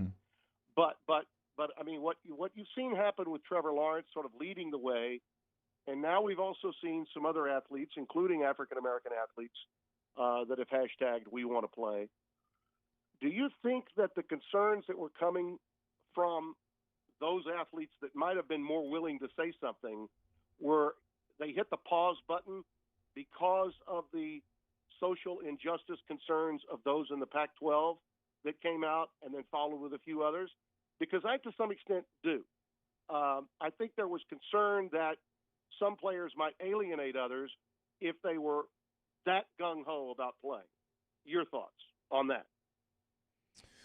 You're saying as far as players coming out after the Pac-12 made the decision? Yeah, after there was a group of African-American athletes that were very vocal. And by the way, I applaud them for that. I think that that's a wonderful thing. I'm glad, no matter what it is they're discussing. But I think a lot of players were then, it was sort of like the silent majority. It's like, I don't want to alienate or upset any of my teammates. So now all of a sudden, when you're facing Armageddon, everybody's speaking up and they're all on the same page. That's my question. I did find it interesting. Maybe some of that occurred. Yeah, and I did find it interesting last night that the two kind of movements did kind of morph, because it did start off that We Want to Play, but then you did have them come together and we are united and we want to play did morph together, which I think is actually very important in this deal, Tim. And I actually enjoyed seeing that because I think now you can all move forward with the same common goal. Now, there's some things in the Pac-12 players as far as the revenue split that I don't agree with because I'm not right now pay for play. I am all for name, image, and likeness, but I do think that them coming together and them being one and having two different movements but within the same cause, I do think that is very important. Yeah, listen, I was very supportive of what they did. And by the way, in any negotiation, right, you became a pro, so you know where I'm coming from. You shoot for the moon. You ask for things you know you won't get with the opportunity to maybe get something, okay? Some of what you want, you get. But when you ask that question about the hashtag we want to play, let us play, I think that's one of the reasons why we didn't see the voices of players as often or as loudly as we are hearing since overnight, since this news was moving both on Saturday and Sunday. But with additional time, it could gain some momentum and possibly make a difference. And as you also know, Tim, I mean, it takes a big-time voice sometimes. A guy like a Trevor Lawrence who can be the voice of college football. Once he gets behind a movement, then that changes everything. Right, wrong, or indifferent, that's just the way the world works. And if you recall, shortly after the social injustice issues that we had on the street and the very noticeable with Floyd, it was that walk, the Black Lives Matter walk, that was really led not just by Dabo but also by Trevor Lawrence at Clemson, that I think was a rallying point to some extent for everyone on his team. And this, as you mentioned, could be, just an addition to that, him taking an additional step as not just the leader for Clemson, but possibly a voice for the athletes today of college football. I mean, this is the odds-on favorite for the Heisman. Tim, let's talk about the vote that didn't happen in the Big Ten. Do you think that there is a genuine disagreement among the athletic directors I should say university presidents in that league on whether they want to play or not, or does everybody want to play and just figures that they can't? Well, knowing what I do about the infrastructure of the Big Ten, let's understand something, okay? They have always, through the history of the league, been more willing to be first in what might be deemed an unpopular choice, okay? They dug in on the Rose Bowl, for instance, okay? Total support of the Rose Bowl. We're going to play that game where we're going to play it, and that's that. This game means more to us, regardless of whether there's a BCS championship or not, okay? That's what this game means. Pac-12 obviously followed suit on that. My thoughts were and would be that when Jim Delaney was commissioner of the conference, and he was right there with Mike Slive in terms of power, not just in his league, but throughout all of college football. I think the presidents had a more willing ear for him than in most conferences. And by the way, I could say the same thing about Mike Slive when he was the commissioner of the SEC. It takes a while for a new commissioner to gain traction with the people he serves. And look, that's really who the commissioner answers to. The commissioner serves at the pleasure of the presidents of the colleges within the university. It's their vote that determines whether he gets the job. They've got a brand new commissioner. They've got one that comes from NFL pedigree. All right. There have even been some thoughts, some conjecture that this is just an opportunity for him that could lead him potentially to replacing Roger Goodell. Now, rumblings have been out there about that with Kevin Warren. I believe that anytime there is a major decision, to some extent, without question, every commissioner will yield to the presidents. I thought that was one of the reasons why the SEC waited till the 26th, because they saw in front of them league starting the week of September 7th, league starting on September 19th. And then they thought, well, what can we do to get this later data? And whether that was Greg Sankey's idea to make the presidents feel better about having a season, or at least having the hope of having a season, I don't know. But I do think that it's that wiggle room issue that enables the SEC to say no to the Big Ten's wishes for them to cancel the season. If the Big Ten wants to cancel now, because their epidemiologists say, you know what, you got to get ready, and I don't know that you can get them ready for games Labor Day weekend. Some are scheduled there in the Big Ten. The SEC has, again, more time on their hands because they moved everything back to the 26th. That's my view of it. I just don't believe as many in my business believe. I saw Pat Forty on the Big Ten Network, as I mentioned, saying he believes everybody will follow suit. I do not believe that.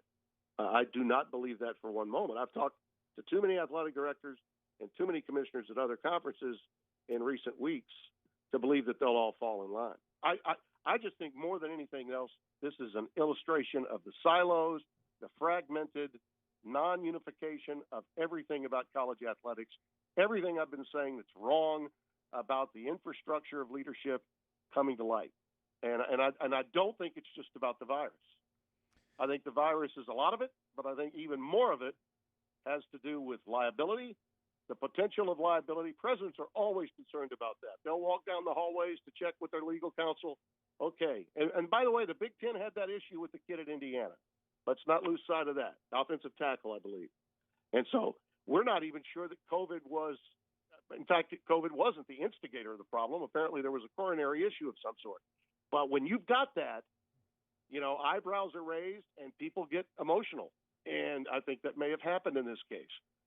So, again, I don't know why we can't have the sharing of information, why there are 5 conferences with 5 epidemiologists. They're not going to agree on anything. They're supposed to be in business together, and they clearly can't send out a single message of unity, even when they tell you, and they constantly tell us how collegial their peers have been through the entire process until it's decision time, and then they can't agree on a damn thing. Tim, we'll have you back before LSU plays Ohio State at the Shoe, like in October or something, right? Maybe a little bit change to the schedule. Thanks, buddy. We appreciate it. Yeah, if you need me in about 5 or 10, I'm brushing up on my tree stump business. If I have to do that in the fall, that's my only outlet. At least you've got a plan B.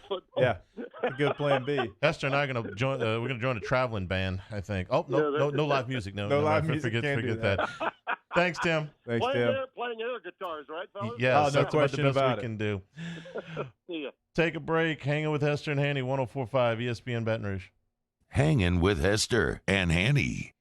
All right, we're brought to you by Baton Rouge Foundation Repair. They offer the services to correct the settlement of both slab foundations and pier and beam foundations. Can also level your above-ground wood frame house. Baton Rouge Foundation Repair is your go-to call to make sure that you don't have to pay twice, right? Poor soil conditions, poor drainage. Well, if you're considering buying a house that has foundation problems, some companies say that their work will fail if there is poor drainage around your slab, and you might be asked to pay again. Baton Rouge Foundation Repair has been servicing the greater Baton Rouge area for over 22 years, right? And Michael LaMonica, lifelong resident of Baton Rouge, the owner, he cares about the Baton Rouge community. It is the first thing he said to me in our very first meeting. I promise you, he stands behind his word. Estimates are always free. Call Baton Rouge Foundation Repair at 225-275-0101. You can always check them out online at brfoundation.com as well. You can have before and after pictures. It's a great tool as well. That's brfoundation.com. Our listeners fire off their opinions on the jimsfirearms.net hotline at 499-1045. Keep listening for your next chance to shoot us your thoughts with the jimsfirearms.net hotline on 104.5 ESPN Baton Rouge. If I built a van, it would do more than haul. It would carry my entire business. I'd make it available in dozens, make not thousands of configurations. It would keep an eye on my fleet. In and eye out for danger. If I built a van, I'd make it available in diesel and gas. And I'd build it right here in South Carolina. Introducing the all-new Sprinter, starting at $33,790. Built in the USA. Mercedes-Benz. Vans. Born to run. Are you a licensed contractor? There's lots of good contractors in Louisiana doing work the right way, but unfortunately, too many unlicensed contractors are working outside the licensing requirements. Working as a contractor in Louisiana requires a license for the company doing the work. The Louisiana State Licensing Board for Contractors wants to help you get licensed to allow you to conduct work legally. It's not difficult to get the license. We can help you. Go to lacontractor.org for more information. Licensed contractors, it's the law. Divorce is hard. Divorce is messy. Divorce is exhausting. The law offices of O.C. Brown walked me through my divorce and helped me find the right solution for me, my kids, my finances, and my property. Call the law offices of O.C. Brown, your law firm for a lifetime. Gulf Coast Office Products is a nationally recognized Savin office equipment dealer based right here in Louisiana. Over 100 employees strong, Gulf Coast has the boots on the ground to support all vertical markets from education, engineering, legal, and finance. With the latest in office technology, from desktop to production segment units, Gulf Coast and Savin have the perfect fit for you. Call 225-756-2644. That's 756-2644 for Gulf Coast Office Products.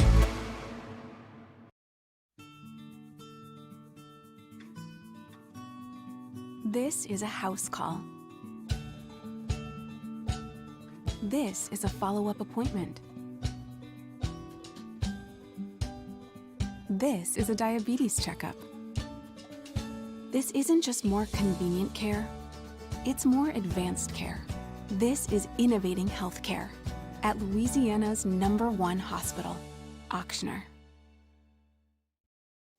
At All-Star Toyota, you get it all. If you're in the market for an all-new Toyota vehicle, come see our friendly and knowledgeable sales team at All-Star Toyota. Located in Baton Rouge at the corner of Airline and Goodwood, we've been serving our community since 2005 by offering a large selection of new Toyota cars, trucks, and SUVs. Get behind the wheel of your dream car and take a test drive at All-Star Toyota today. Gulf Coast Bank and Trust is a local bank with a straightforward philosophy. It's about doing the right thing for our customers. Participating in our community with annual local fundraisers, offering individual attention in a modern banking atmosphere with a trusted local company. Gulf Coast Bank. Hey, it's Matt Moscona. Join us for Monday's AFR, presented by Relief Windows. We'll react to the SEC schedule and the latest from the bubble. Monday's AFR. Join us, 3 to 6. 104.5 ESPN Baton Rouge.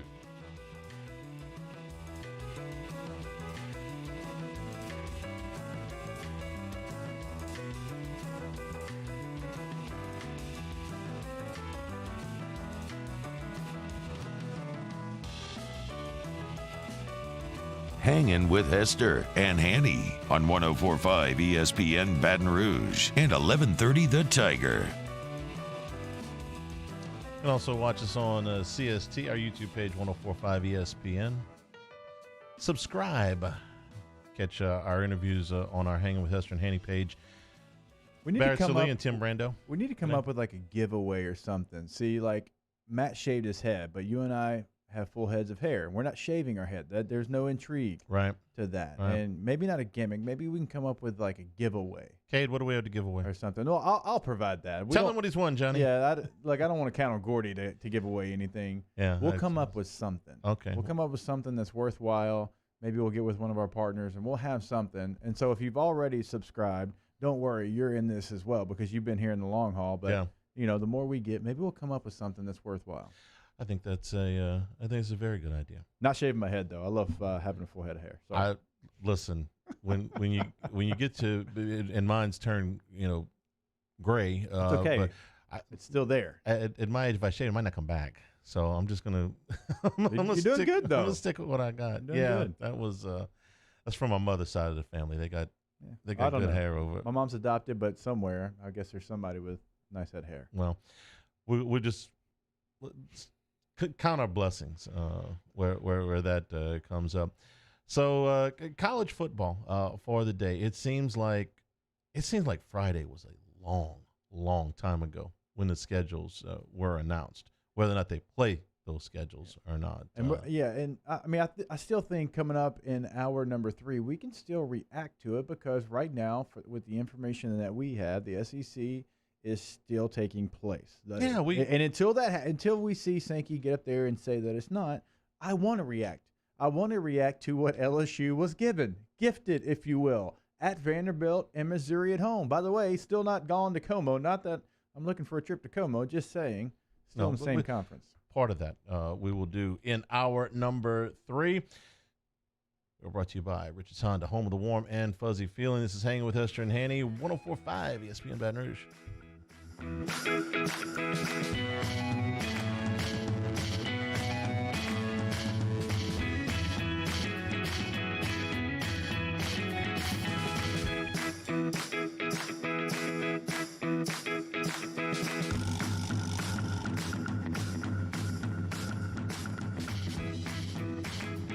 Hangin' with Hester and Hanny. Have that asset.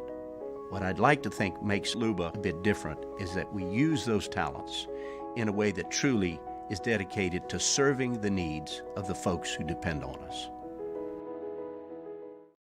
Are you a licensed contractor? There's lots of good contractors in Louisiana doing work the right way, but unfortunately, too many unlicensed contractors are working outside the licensing requirements. Working as a contractor in Louisiana requires a license for the company doing the work. The Louisiana State Licensing Board for Contractors wants to help you get licensed to allow you to conduct work legally. It's not difficult to get the license. We can help you. Go to lacontractor.org for more information. Licensed contractors, it's the law.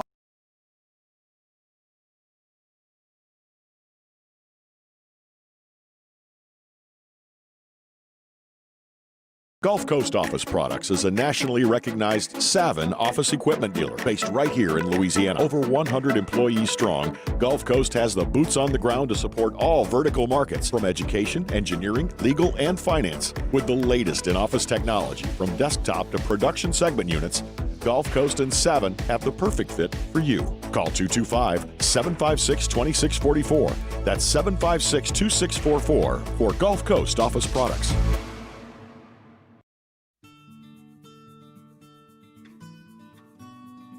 This is a house call. This is a follow-up appointment. This is a diabetes checkup. This isn't just more convenient care, it's more advanced care. This is innovating healthcare at Louisiana's #1 hospital, Auctioner.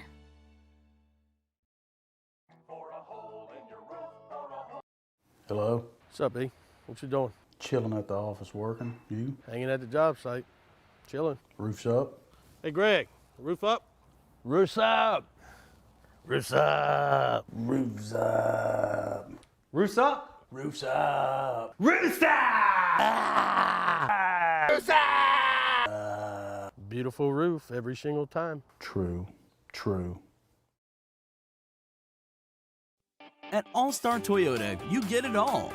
If you're in the market for an all-new Toyota vehicle, come see our friendly and knowledgeable sales team at All-Star Toyota.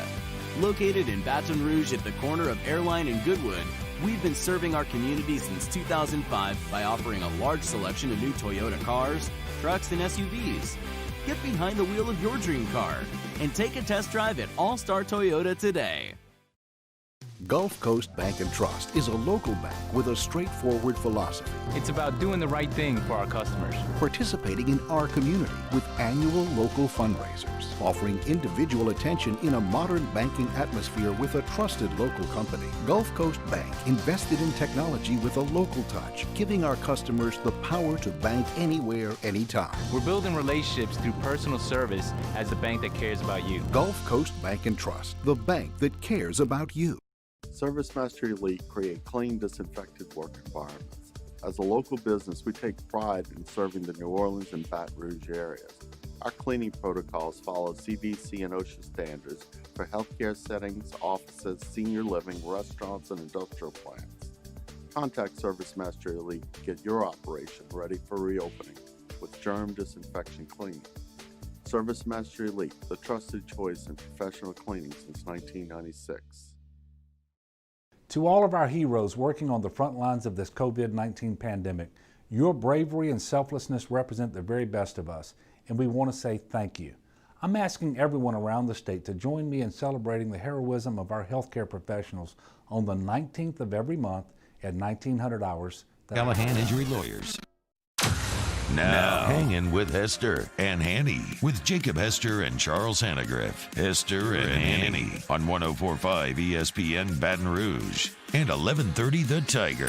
Alongside Jacob Hester, here's Charles Hannegriff.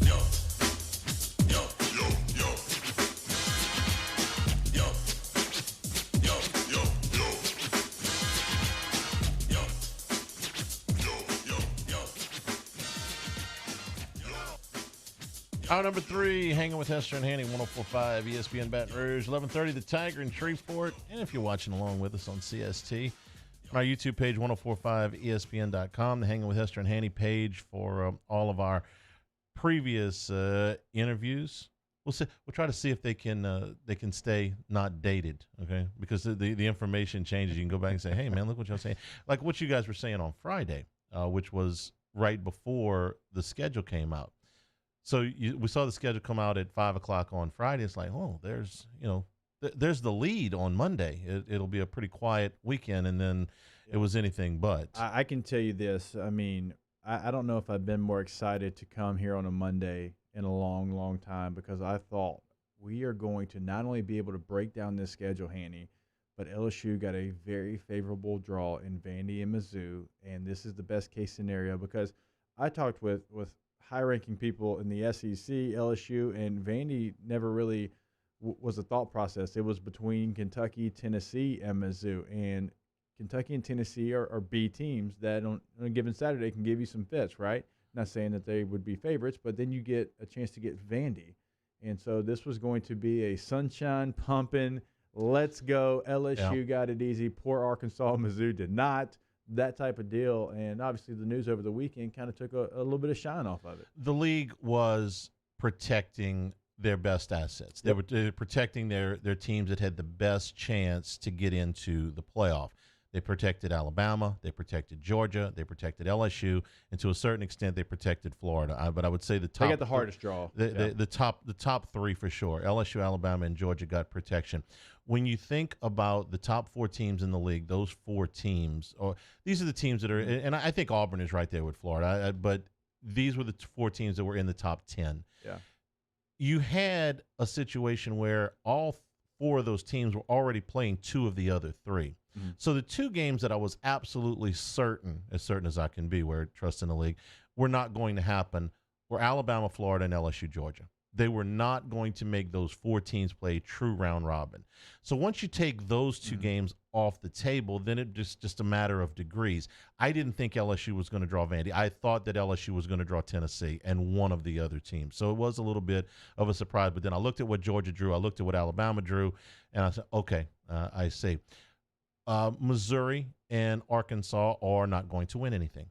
They're not. Arkansas might not. I'm not talking about right. They may both go playing, but they may both go 0-10. But even if they win 3 or 4 games, what good does that do? The SEC was trying to give themselves the best opportunity to get at least one undefeated team or one team with enough power points into the playoff, and this was the way to do that. The difference between 8 Arkansas losses and 10 Arkansas losses means nothing to the league. I think you're exactly right. Now, I'll ask you this. Which team do you think, now that we have the totality of the schedule, we know all of the opponents, which contender do you think has the easiest path? Because LSU got the 2 easiest additions, but they still have to play Florida, which they do every single year, and they still play in the West. When you look at what Georgia has, well, they still have to play Alabama. They still have to play Auburn. So even though their 2 additions are much easier with Arkansas and Mississippi State, just the totality of the schedule. I think the East teams still have the advantage because I think the middle of the West is better. Okay, I think you can split hairs with Alabama, LSU, Georgia, and Florida. Okay, there's a lot of firepower there. But if you come down to the 3rd best team in the West, which is Auburn, I think they are significantly better than the 3rd best team in the East, which is Tennessee. Kentucky. And okay. And then you come to the 4th best team in the West, which I think is Texas A&M, and I think they are considerably better than the 4th best team in the East, which is Kentucky. Okay. I think if you come down after 5 through 7, you can kind of put them in a hat. The West is stronger than the East. The West, but I still take Ole Miss and Mississippi State over South Carolina and Mizzou. Yeah, I do too. By not a huge margin, but by a little bit. And Vandy and Arkansas, who cares? So that middle, that 3-4 line, I think greatly favors the West. And I do think that whoever you consider number 2 out of LSU and Alabama, they're ranked right on top of each other, are both better than Florida. But now if you got to go to Florida, then it becomes a fairly even game. I also think that there is something to the idea that you now have an athletic director that is going to go to bat for you, that is going to lobby, that is going to have some influence. I may be making more of that than there is. The league may have looked at it and said, we're going to protect our best assets. We're going to give ourselves the best chance to make a playoff if there is a playoff, and this is the best way to do that. And LSU is now in that company. Might have happened this way anyway if there was another athletic director. But I do believe that Scott Woodward certainly raised his hand and said, hey, hang on a second here. You know, we won a title last year. We give you as good a hope as anybody of being in that playoff again this year. Don't make us go to Athens. Don't make Georgia come here. Don't penalize yourself. I think it'd be the third year in a row that those teams have to play each other. Why would we cannibalize ourselves in the hopes of making the playoffs? And LSU's got a seat at the grown-ups table now.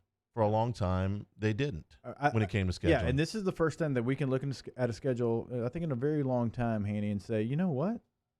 LSU got probably the 3 worst teams in the East for sure, 3 of the 4 worst in the SEC. Yeah, they have to play Florida. That's every single year. But when you start looking at South Carolina, Mizzou, and Vandy, I think you're exactly right. It's like, did we get thrown a bone? Did a bone get thrown our way? If you had called Scott Woodward on Friday morning and said, you can have any 2 teams that you want anywhere that you want, out of the 5 that you have to pick from, who do you want?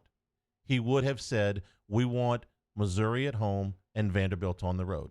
This is the absolute easiest. Even Vanderbilt at home and Missouri on the road would have been harder because Missouri is a little bit better than Vanderbilt, in my opinion. Yeah. So if you had to go, you get to pick 2 opponents and you get to pick the locations. You go first. You get both picks before anybody else has any say. Who do you want? He would have said, I want Missouri at home and Vanderbilt on the road. Okay, you got it.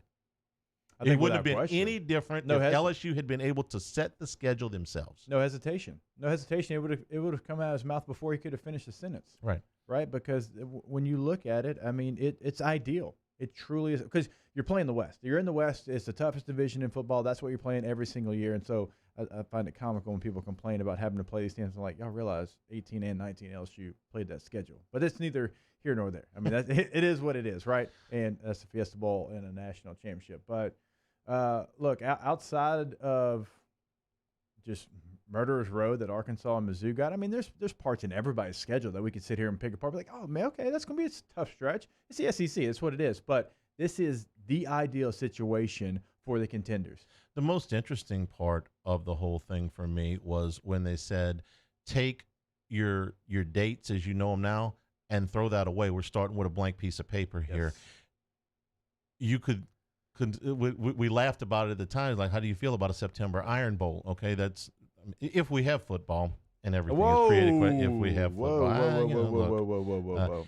I brought my SEC mug in here today. I know. Danny Kanell's chanting SEC. I know. It'll be a wonderful thing if it happens. And Sankey's tweet at least gives you some hope that they haven't said, oh no, we're done. But going back to your point about blowing the whole schedule up, we talked about this last week. Whenever a lot of people thought it would not be blown up, we mentioned Texas A&M because you take a non-conference game out, they would have had 3 straight road games within the conference. They were never going to do that to a team, and so reasons like that are why you probably see it get mixed around, and because they want to adding 2 games, you want to make sure that it fits travel schedules and all those different things. And so I guess the more I looked at it, the more I wasn't surprised that they're going to start over.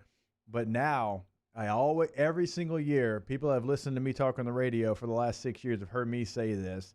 It's always those 3-game windows. They happen in every football season, and it's going to be your most difficult to navigate. How do you do it? And so with a blank slate right now, that's going to be key for the contenders. Okay, you got it easier here, there, and the other, whatever. But, okay, for LSU, okay, well, where's the Florida, Auburn, and Alabama games? How close are those games together, right? Or if you want to throw A&M for Auburn, whoever. Now, that's going to be the key factor because until that part's released, you can't really say who won the schedule release and who's got the easiest schedule because, yes, it's who you play, but it's when you play them as well. There's another reason, too. When the Big Ten put their schedule out, they gave you the grid, and they talked about having the most possible reschedule dates available to them. The guy that put it together compared it to a Jenga. You know the game where you pull the blocks out and you say what you want to be able to do is pull individual games out and be able to most easily reschedule them without the entire schedule falling apart like the Jenga tower. You know, can we take this block out and put it back on the top, or in this case at the end or somewhere else, without the entire schedule collapsing on us? And there's a way to do that with the most possible redundant dates. And it doesn't necessarily, and I think that's even more important than, oh, well, this team's going to have to play 3 consecutive games on the road or 3 consecutive games against ranked teams. It's about what gives me the most options to get a full schedule in. Yeah. And I think that's going to take precedence when we do see if we ever do, the order of these things. I'm going to come across this table if you don't stop. I know. I'm going to have Playboy Marty look like Jimmy Superfly Snuka. Isn't that his name back in the day? Yeah. Got that right? Yeah. He's going to come off the top rope if you keep talking negative like that today. I'm trying my best. You know, LSU once played Alabama in the season opener. I was in this. I actually wasn't in the stadium. I was in the stadium for an early game later in the 80s. But 1981, they played Alabama and Notre Dame to open the season. Okay, see, we played 07. We came out with a conference game. You at came out with Mississippi State, then Virginia Tech. Yeah, that was very good, but it ain't Alabama Notre Dame. Hey, Virginia Tech was a very good football team. Mississippi State was horrible. Alabama and Notre Dame. I think Craig Seltz intercepted a pass while we were during the break. Alabama and Notre Dame were both ranked number 4 the week that LSU played them. The first week LSU played them, Alabama was number 4. The next week they played Notre Dame. Notre Dame was number 4. LSU lost both games. They played Florida State later on that year. How do you feel if your non-conference schedule was Notre Dame and Florida State? Well, I'd actually love it. This year it'd be fine, you know, but a lot of years. That's back in pretty 1981, and Florida State was good at that point. They were a top 20 team. Yeah. They weren't the Florida number 5 State all those years in a row. They weren't. Yeah, they weren't to that stage. This was, pre-Deion. Was A&M in there as well? Not in 81. Not in 81? No, they started the A&M series in 86. Okay. Oh, well, yeah, that makes sense. That 10-year Gordy series. always has a story from the A&M games. A&M was a yearly game, and a lot of years it was a season opener from 86 to 95. And A&M, for years, claimed that Joe Dean had screwed them on that deal because it was supposed to be a 12-game series and not a 10-game series. At the beginning of that, LSU got the best of them. The 86 game was Hodson's first game. They played really well, and they won. It was a good Texas A&M team. It was ranked, but by the time they got to the end of that series, LSU was going through the Hallman years, and outside of the Todd Kinchin game where he zigzagged all over the field, A&M kind of controlled that series in the 90s part of it. Take a break. We are hanging with Hester and Hanny, 104.5 ESPN Baton Rouge. Hanging with Hester and Hanny. Tomorrow, August 11th, is Louisiana's 811 holiday. You know about 811. It's called Call Before You Dig. You don't want to be that guy that floods your neighbor's backyard. You don't want to be the guy that knocks a power out for yourself, for your neighbor, for the entire block. Before you do any of those property improvements, you got to call 811. It's very simple to do. You give the operator your address, and within 2 days, somebody will be out to mark all the locations of all the buried lines on your property.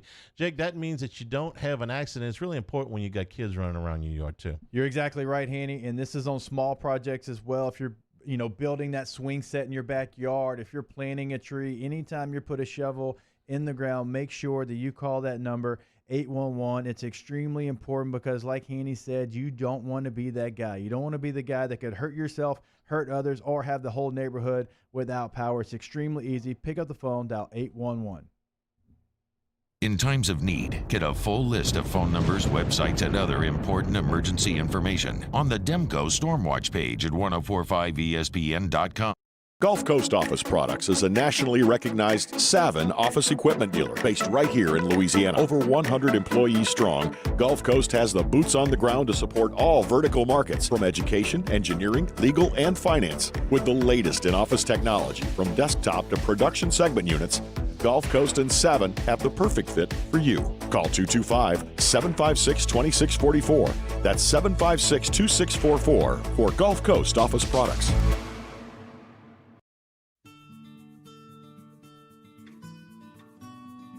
This is a house call. This is a follow-up appointment. This is a diabetes checkup. This isn't just more convenient care, it's more advanced care. This is innovating healthcare at Louisiana's #1 hospital, Ochsner.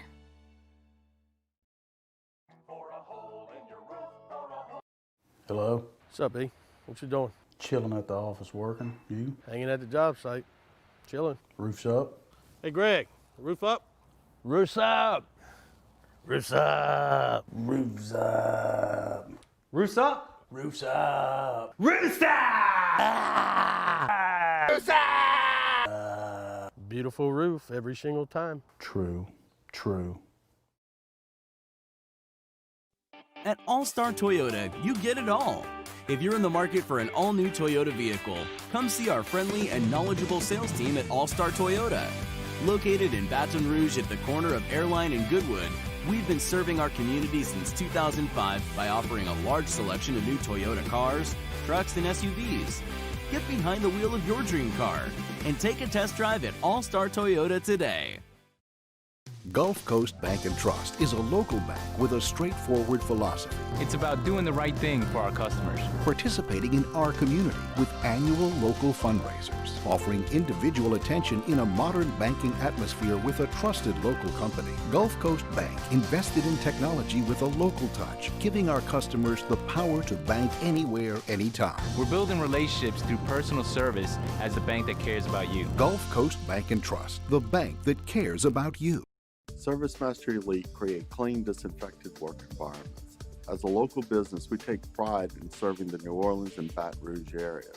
Our cleaning protocols follow CDC and OSHA standards for healthcare settings, offices, senior living, restaurants, and industrial plants.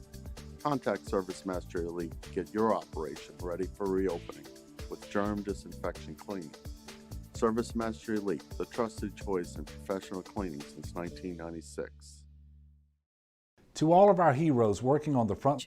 Tune into a Monday edition of Game Time with Jimmy Ott and Ben Mintz. The guys recap all the action from over the weekend as they're live from Ruffino's on Highland Road. Tune in from 6 to 8 p.m. on 104.5 ESPN Baton Rouge.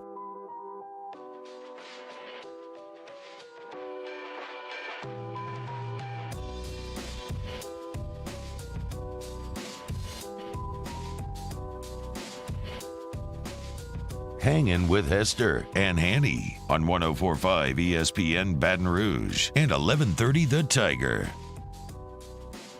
We are brought to you by Richard's Honda, home of the warm and fuzzy feeling.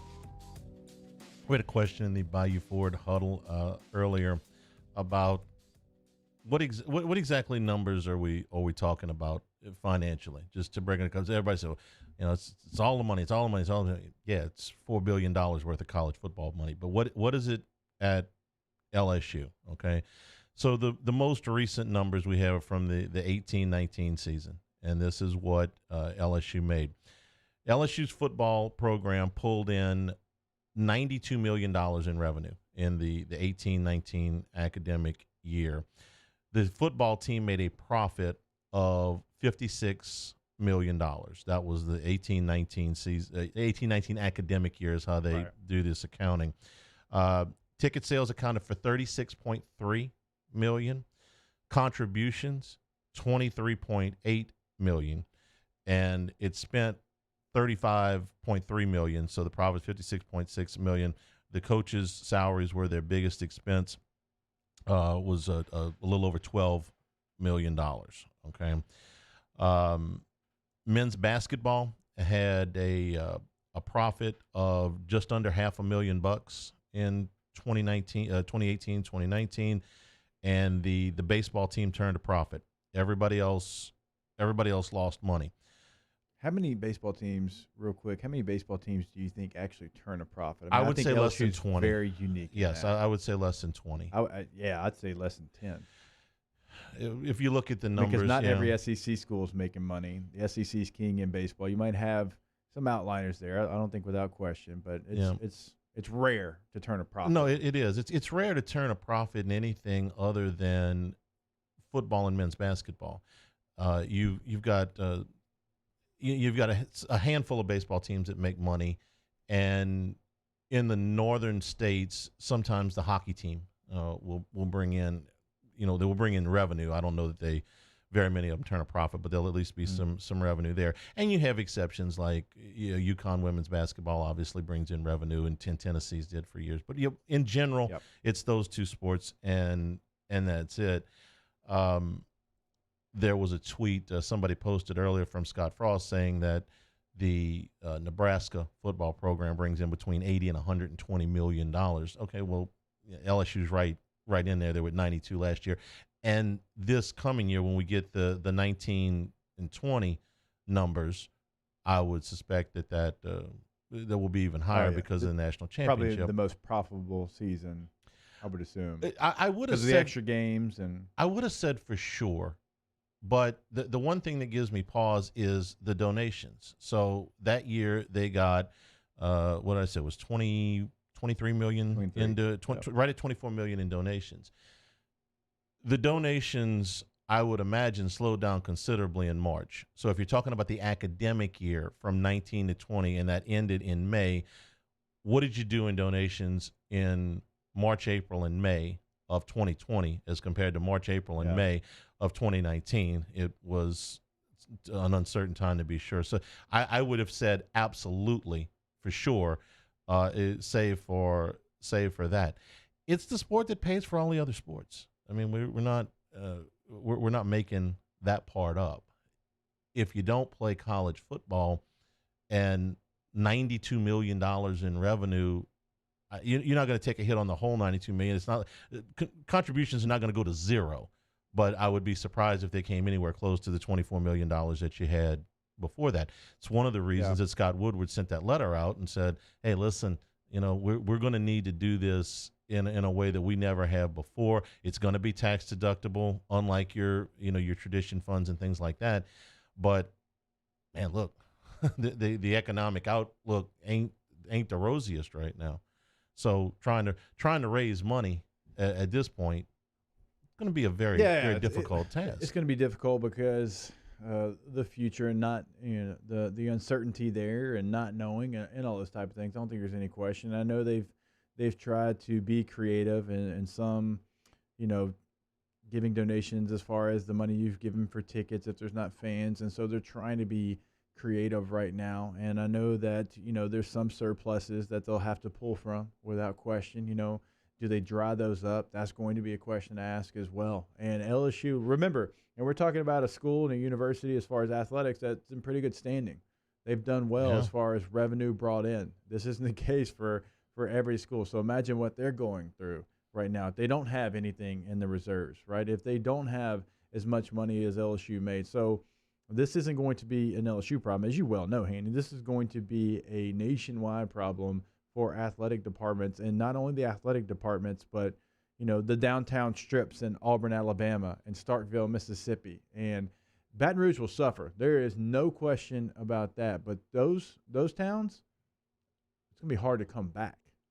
And you wonder what happens next. So if football gets canceled, the rest of the fall sports gets canceled. So there goes volleyball, there goes soccer, and what happens to the next question will become, what are you going to do with basketball? Well, basketball was always going to be a harder sell for me because the sport is played indoors.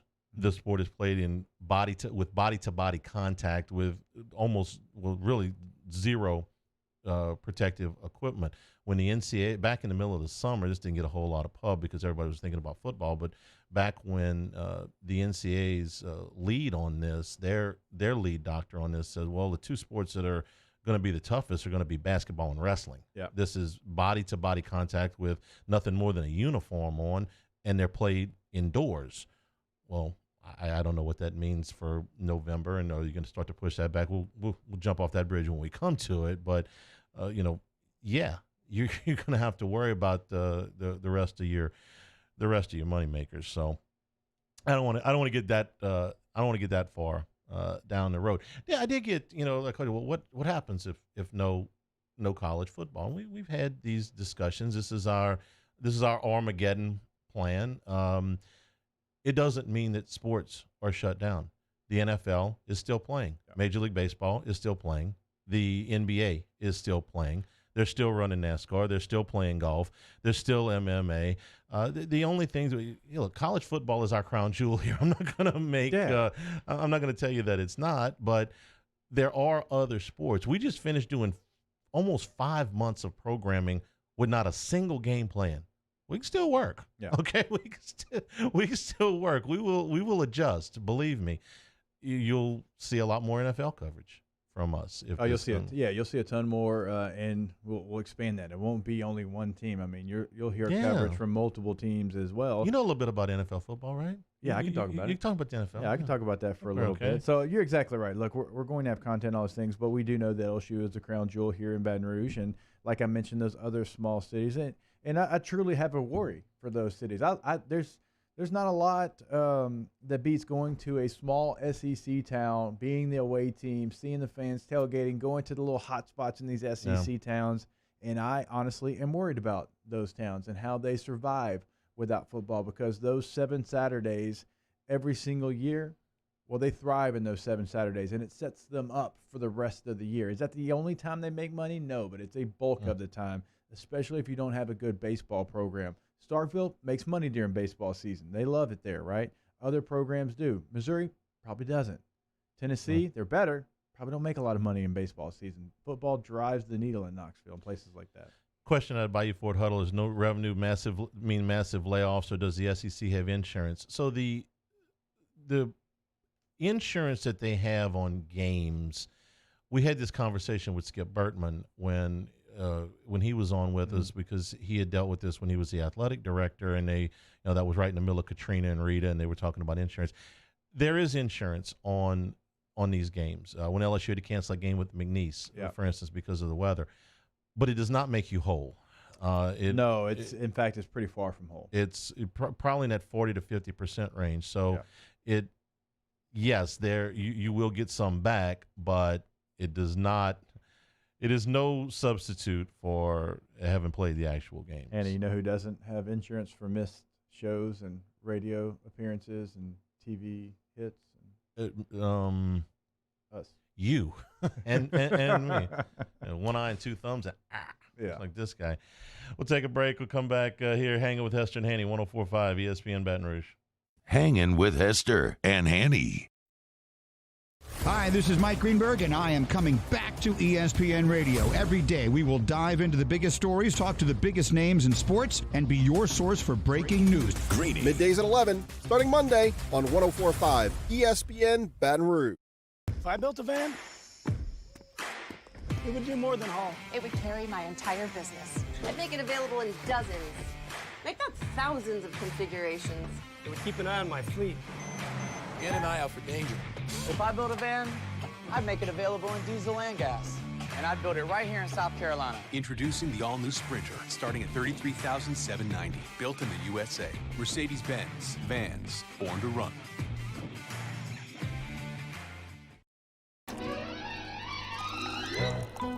Le posso offrire un caffè? Le posso offrire un caffè? Andiamo insieme da me, non c'è. Call Mr. Electric today for electrical repairs, upgrades, and installations. Crime has serious consequences, but anyone can make a mistake.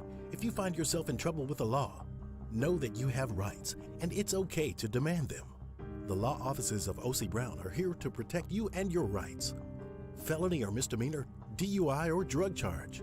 No matter what crime you're accused of, you still have rights. Let the law offices of O.C. Brown uphold them. Call 225-343-1111. Your law firm for a lifetime. At All-Star Toyota, you get it all. If you're in the market for an all-new Toyota vehicle, come see our friendly and knowledgeable sales team at All-Star Toyota. Located in Baton Rouge at the corner of Airline and Goodwood, we've been serving our community since 2005 by offering a large selection of new Toyota cars, trucks, and SUVs. Get behind the wheel of your dream car and take a test drive at All Star Toyota today. This isn't just another day. It's so much more. Kelly's life was put on hold when her auctioneer primary care doctor discovered a rare blood disorder. Her doctor connected her to an auctioneer care team of cancer, heart, and kidney specialists. With multiple primary care locations around Baton Rouge, same-day appointments, and online scheduling, we're relentless about keeping you healthy. Auctioneer Baton Rouge, innovating healthcare for Kelly. Gulf Coast Bank and Trust is a local bank with a straightforward philosophy. It's about doing the right thing for our customers. Participating in our community with annual local fundraisers, offering individual attention in a modern banking atmosphere with a trusted local company. Gulf Coast Bank invested in technology with a local touch, giving our customers the power to bank anywhere, anytime. We're building relationships through personal service as the bank that cares about you. Gulf Coast Bank and Trust, the bank that cares about you. Our big New Year sale is going on now at Corval Toyota in Opelousas, and you can get $23.50 off MSRP on a 20 RAV4 XLE or lease a 20 RAV4 LE for $269 a month. Come on down to Happy Town. That's Corval Toyota in Opelousas, Happy Town, USA.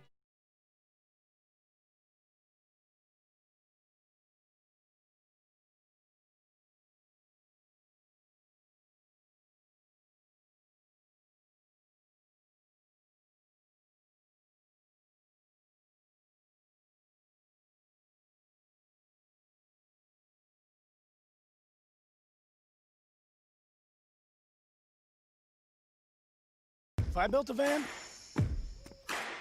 it would do more than haul. It would carry my entire business. I'd make it available in dozens. Make that thousands of configurations. It would keep an eye on my fleet. And an eye out for danger. If I built a van, I'd make it available in diesel and gas. And I'd build it right here in South Carolina. Introducing the all-new Sprinter, starting at $33,790. Built in the USA. Mercedes-Benz. Vans. Born to run. Crime has serious consequences, but anyone can make a mistake. Coming up on Tuesdays Off the Bench, we'll react to the constantly shifting status of college football, break down some of the key off-season moves the Pelicans need to make, and look to the Saints to be a bright spot amongst the darkness. OTB, 7 to 10 a.m., 104.5 ESPN.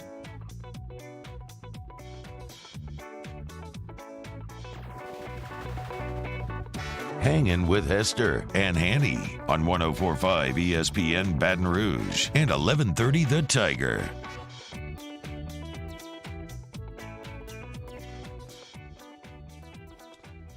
We are brought to you by Richards Honda, home of the warm and fuzzy feeling. Somebody asked me if in the Bayou Ford Huddle if Saban was going to take a pay cut. Think Saban will take a pay cut? No, I do not think so.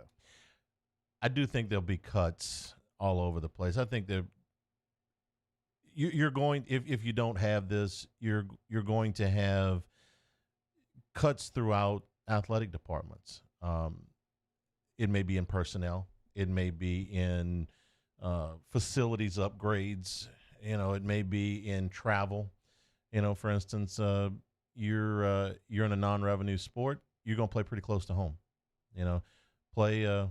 Play Oklahoma State. You don't get to play Arizona State. That kind of thing.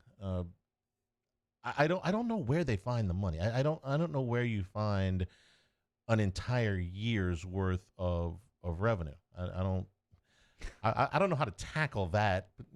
That particular that particular dragon. There's nowhere that it just comes in. The insurance money will get you some, but yeah, it's one of those deals. I don't know how you make it up. You're probably never going to make it up. It's going to be very difficult to make it up. It's going to be, how do you survive? How do you survive long enough to be able to climb back and get back to where you're in the black, you're not in the red, you don't owe people money. You got to go borrow the money to pay for your fixed costs that don't go anywhere, the pandemic or not. Things like you still have to pay the scholarships, right? You still have to feed and house the kids. You still have to pay for upkeep on your facility. Those expenses. Oh yeah, those things, expenses don't go away. They don't go away because you still have to do those things. That note, Hanny, that note's still going to be there. And all yeah. My lender told me the same thing. You try. Hey, can we push pause on that or? Right. One of the expenses through this is testing, of course, and our friends over at Relief Telemed do such a great job. And Vishal Vasanji is with us now. Vishal, how you doing this afternoon? Hey, Hanny, how's it going, man? Just bummed about what I'm hearing. Well, we're not over the moon either, but we're holding out hope. We're not stupid. We know we know what's being discussed right now, but we're holding out hope. It's 4th and long, and we're hoping that Devery Henderson's out there somewhere to pluck a ball out of the air. So, or Jack Hunt. Yeah, however you call it, just score. But at Relief Telemed, you guys do a great job of taking a lot of the hassle and the time that you have to spend doing these tests, and you really break it down into a very efficient method of being able to test. And this is, not just for individuals, but for businesses especially. Yeah, there's a lot of stress and chaos in getting a large group of people tested at any given time. And that's what our whole process and our whole platform does, is we take that stress completely off the employer's hands. Right now, we did a great job over the summer targeting workplaces, but we're turning our focus now to schools, and a sub-niche would be athletic programs. So we've reached out to a couple of universities here locally about how we could potentially get their football programs or their basketball programs back in the field. Tell me how the process works. I know for a lot of times it starts with a video visit. Yeah, so we have a mobile app that the employee or the individual downloads. They get connected with one of our physicians through the mobile app, and we coordinate testing on site for that individual, whether it's at a workplace or at their home. And they just show up to the testing, and we get them tested, and we take their specimens, send it to a lab, and then get the results back to them in 2 to 3 days. So all starts off with just an email from your employer that says, I need to get Jane Doe tested, and then we take it from there. And so obviously talking with these high school coaches, that's going to be something that, we've already talked about. It is, the rapid response. And I know that's something that y'all pride yourself on as well. So how quickly could the results come back if you do have a high school team that wants to be tested and wants to have those numbers? Yeah, so we can do it. A lot of it is dependent on budgets, but we have capabilities to get it back within 24 hours, which is critical if you're talking about playing on Saturdays or playing on Fridays, getting your athletes tested on Wednesday or Thursday, so you know exactly who you have available to play. The challenge is keeping those kids quarantined and out of trouble in that meantime while the results come back. And so, when you're dealing with 15, 16, 17-year-old kids at the high school level and 18 to 22-year-olds at the college level, that's the challenge. And I think that's what you're seeing here with all these college football programs is they have the resources. The SEC has the resources to test every athlete over and over every day. The money is not the problem with the testing. It's keeping the kids disciplined to stay out of trouble, so that once they do get tested, they're doing what needs to be done to stay safe, so they can play on Saturday again. And you guys also do a great job when you go through testing an entire team or entire business. You got your own dashboard right there, so that the coach or the employer, the principal, whatever, they'll have all of the options available to them. They'll have all the information available to them, and you can do this on-site and off-site, correct? Yeah. So once as an administrator or, like you said, a coach or an AD, they can log in and they can see all their athletes, who's been tested, who's gone through the protocol, and by athlete, they can see week over week or day over day the results that they've gotten, right? So they can go back in time and run analytics on who's positive, who's negative, how bad has it been, what their performance is, how well they've been in compliance with all the medical experts. So yeah, we pride ourselves on that ability to deliver real-time insights into the administrator's computer so that they can see it in real time. I think that's a game changer, being able to have an itemized list of your players and even your coaches as well to be able to see that. What's the best way to get in contact with you? Yeah, they can go to our website, relieftelemed.com/stopthespread. Or my direct number straight to my cell phone is 225-244-6093. And we can get you guys squared away with all your testing needs, whether it's for your school or for your athletic program.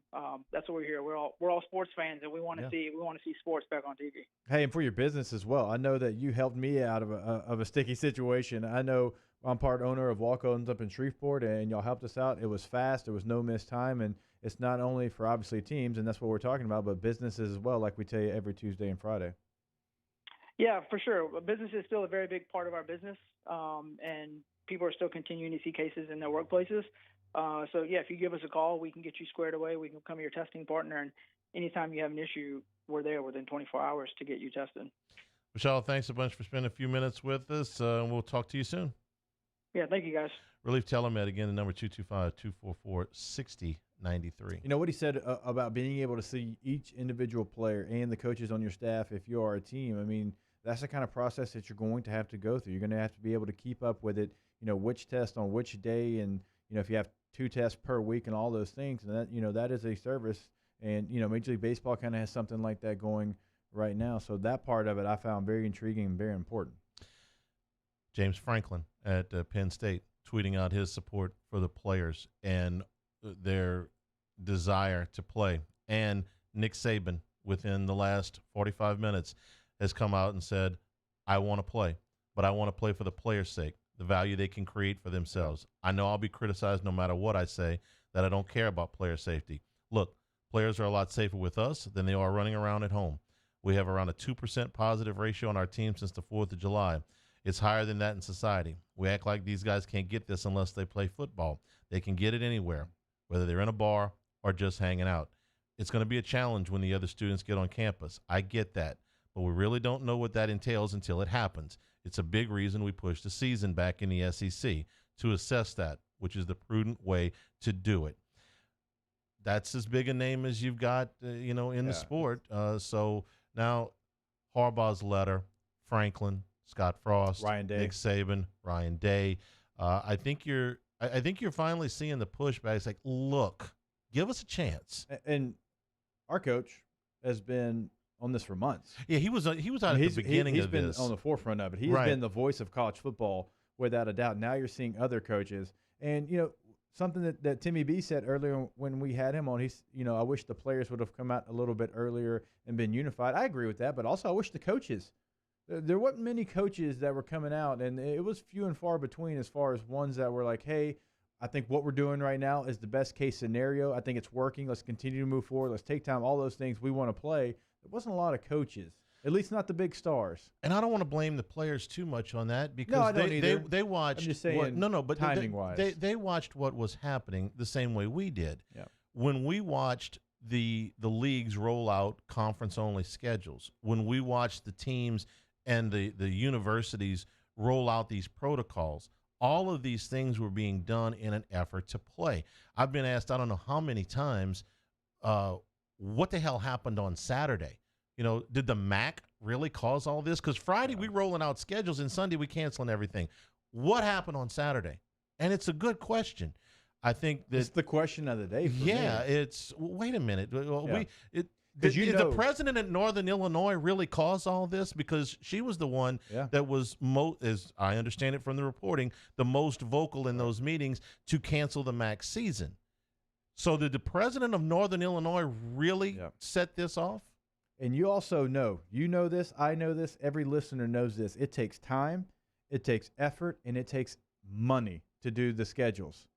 Even if they already had some of them in place, and you're thinking, well, they're just dividing up the teams in their conference. That still takes all those things I just said, right? Someone is being paid for that service, all those things. The ACC, to add those 9 conference games, which, by the way, one of them was Ohio. So now you got to go back and you got to figure something else out. It took all of those things, and you release them, and then 3 days later, 2 days later, 1 day later, in some cases, something's different. What the hell happened on Saturday? What happened on Saturday? Yeah. Although the SEC announced on Friday, and we've not heard from the SEC. Commissioner Sankey came out and said, be patient. Take time. That's why we moved our schedule back. Like Aaron Rodgers, relax. I'm sorry. This is just a personal little jokes going on inside my head. Ask us when we come back. Hanging with Hester and Hanny, 104.5 ESPN Baton Rouge. Hanging with Hester and Hanny.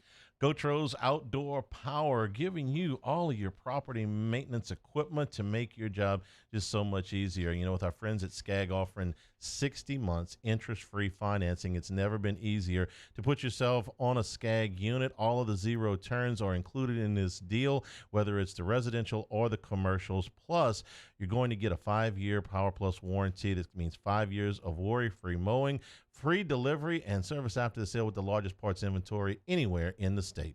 2 locations locally, Airline and Industrialplex in Baton Rouge, Airline in 74 in Gonzales. But like Hanny said, free delivery. So if you're listening to us up in North Louisiana, yes, they will deliver to you. That is a great service that they offer over at Gotros. Look, these SCAGs are built for not only performance but comfort as well. I would encourage you to go check out the showroom. It is something to see. You can always check them out at GotrosOutdoorPower.com. Of course, that's Gotros. We make it easy. We opened up the playbook and expanded our coverage. Listen daily in high definition on 98.1 HD2. We are 104.5 ESPN Baton Rouge. If I built a van, it would do more than haul. It would carry my entire business. I'd make it available in dozens.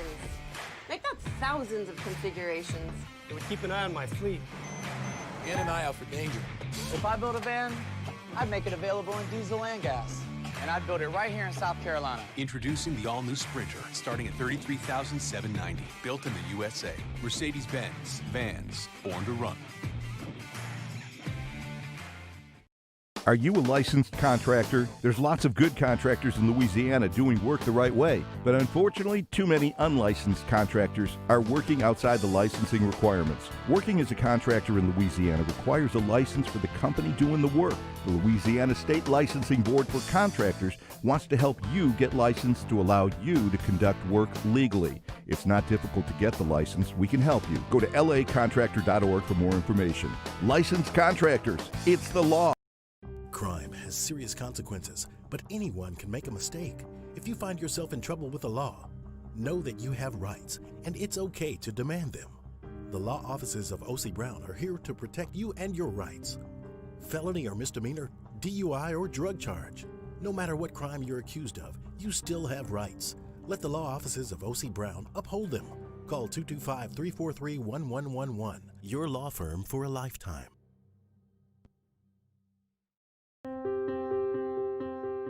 This isn't just another day. It's so much more. Kelly's life was put on hold when her auctioneer primary care doctor discovered a rare blood disorder. Her doctor connected her to an auctioneer care team of cancer, heart, and kidney specialists. With multiple primary care locations around Baton Rouge, same-day appointments, and online scheduling, we're relentless about keeping you healthy. Auctioneer Baton Rouge, innovating healthcare for Kelly. Gulf Coast Bank and Trust is a local bank with a straightforward philosophy. It's about doing the right thing for our customers. Participating in our community with annual local fundraisers. Offering individual attention in a modern banking atmosphere with a trusted local company. Gulf Coast Bank invested in technology with a local touch, giving our customers the power to bank anywhere, anytime. We're building relationships through personal service as the bank that cares about you. Gulf Coast Bank and Trust, the bank that cares about you. I've been doing business with Luba for 25 years. They're dependable, trustworthy. It's just the attention to detail with our clients. Our folks have years and years of experience. They're highly trained professionals, but many companies have that asset. What I'd like to think makes Luba a bit different is that we use those talents in a way that truly is dedicated to serving the needs of the folks who depend on us. Hey, it's Matt Moscona. Join us for Monday's AFR, presented by Relief Windows. We'll react to the SEC schedule and the latest from the bubble. Monday's AFR. Join us, 3 to 6, 104.5 ESPN Baton Rouge.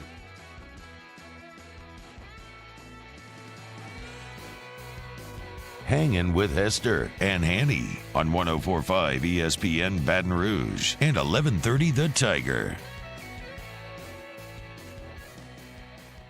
Final segment, we do Ask Us in the Bayou Forward Huddle, also on our YouTube page, the chat there.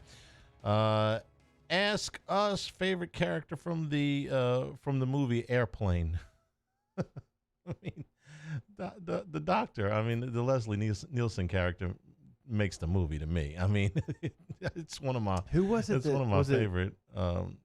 Was it Hunt that had never even heard of the movie? I know he obviously hadn't seen it. It's Hunt. Right, of course. No, I mean, Kareem Abdul-Jabbar is the pilot. He's in there, and when they drag him out, he's in his Lakers game. It's a classic movie. Along those same lines, ask Jake, has Hunt Palmer paid off his stake bet? No, he is not. He uses the excuse because look, somebody for Texas Tech messed up. They lost the game. Isn't that how all football games go? The other team doesn't do things the same as the other. Scoreboard. Exactly. Pay your debts. Doe's right down the street. Let's go pay it. Tomorrow after the show, maybe. Let's go. Good idea. Sign me up. Is he coming tomorrow? Yeah, he's not like Flynn. No, if he says he's going to be here, he'll be here. Yeah. Ask us, shouldn't LSU have known they were screwed when they saw the SEC office cut them a break on the schedule? Well played. It's just too good to be true. National Lazy Day. You guys have got a great calendar for it's National whatever day. What's the laziest you've ever been? I don't know. There's a few Sundays where I didn't feel like I got a whole lot accomplished. Just some of the Sundays during football season where you just kind of you lay there all day after a long day out at LSU. Ask us, does the LSU athletic department make a profit, and about how much? Last year, the budget, I'm doing this out of my head, so if I'm a little bit off, don't hold me to it dollar for dollar, but the budget was somewhere around $160 million, and they turned a profit, I want to say, of $7 million. We gave you the football numbers earlier. Football turned a $56 million profit. But yes, the university they do turn a profit. They are self-sufficient. They don't, you look at these numbers, you say, oh, they got $40 million from the SEC network. And okay, well, they got to pay stuff with that. So yes, they do turn a profit. They are they are in a minority when it comes to athletic departments that are self-sufficient and make a profit. Ask us, who's the favorite to win the debate championship in the SEC? Popular pick is Vandy, but LSU is better. I don't know. Do we get you get James Carville? Oh yeah, yeah. Because he lost to Will Ferrell in old school in the debate. Will gave a really good rebuttal. I mean, you're talking about one of the most epic, Frank the Tank. Yeah, it was pretty good. Ask us, how will they play a spring season with the virus still here and lots of players sitting out for the NFL? The spring season has any number of hurdles to overcome if they eventually move to that. I'm talking about the Power Fives now, not the conferences that have already moved to it. On the other hand, they don't play football. Football's a sport that pays for all the other sports. Ask us, Handy, get that elephant tattoo removed last week? No, that's not what I. That's not what I had. Oh, the albatross you had? Yeah. Ask us, anyone bitter will never feel the same about Maction. I refuse to believe that the MAC caused this. So, and Barrett Sallee agree with you in hour number one. I mean, I can't in my mind, I can't rationalize that the MAC's got that much power. Okay. The Big Ten, yeah. If the SEC had caved today, if the Big Ten releases a statement tomorrow and everybody else follows suit by, the time the sun goes down, then I'll say, yeah, you know what? The Big Ten exerted its influence and it went out and it caused this domino reaction, this domino effect in college football. But it didn't happen with the scheduling, not right away. And I don't think it's going to happen here. I think it may be eventually. Somebody, posted a little while, you guys are whistling past the graveyard. I've used that term a lot because I do think that, yeah, we are probably headed towards a shutdown of college football. And it kills me. I hate it, for any number of reasons. But if you ask me right now today, what do I think is going to happen? Yeah, I think that's probably what's going to happen. But I don't think it's going to be is going to happen because of the MAC. Yeah, I don't either. God, ye of little faith, by the way. Every time I say that to you, it works out in my favor. So hey, listen, I'm good. Let's see. Ask us. Ask Us is a segment of Lazy Radio. Okay.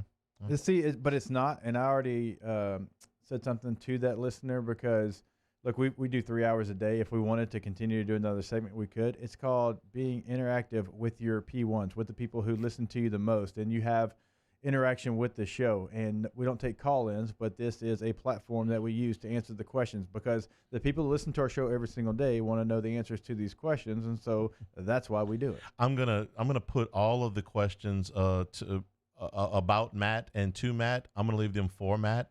There's quite a few questions about that. I'll let Matt handle his own business. He'll be on here in about 5 minutes. There you go. Let's see. Ask us who will be the Pelicans' next coach. They haven't fired Alvin Gentry yet, but I'll be surprised at this point if they don't. You got some names out there: Jason Kidd, Mark Jackson, Kenny Atkinson, Becky Hammond. Becky Hammond's definitely, I think, in play.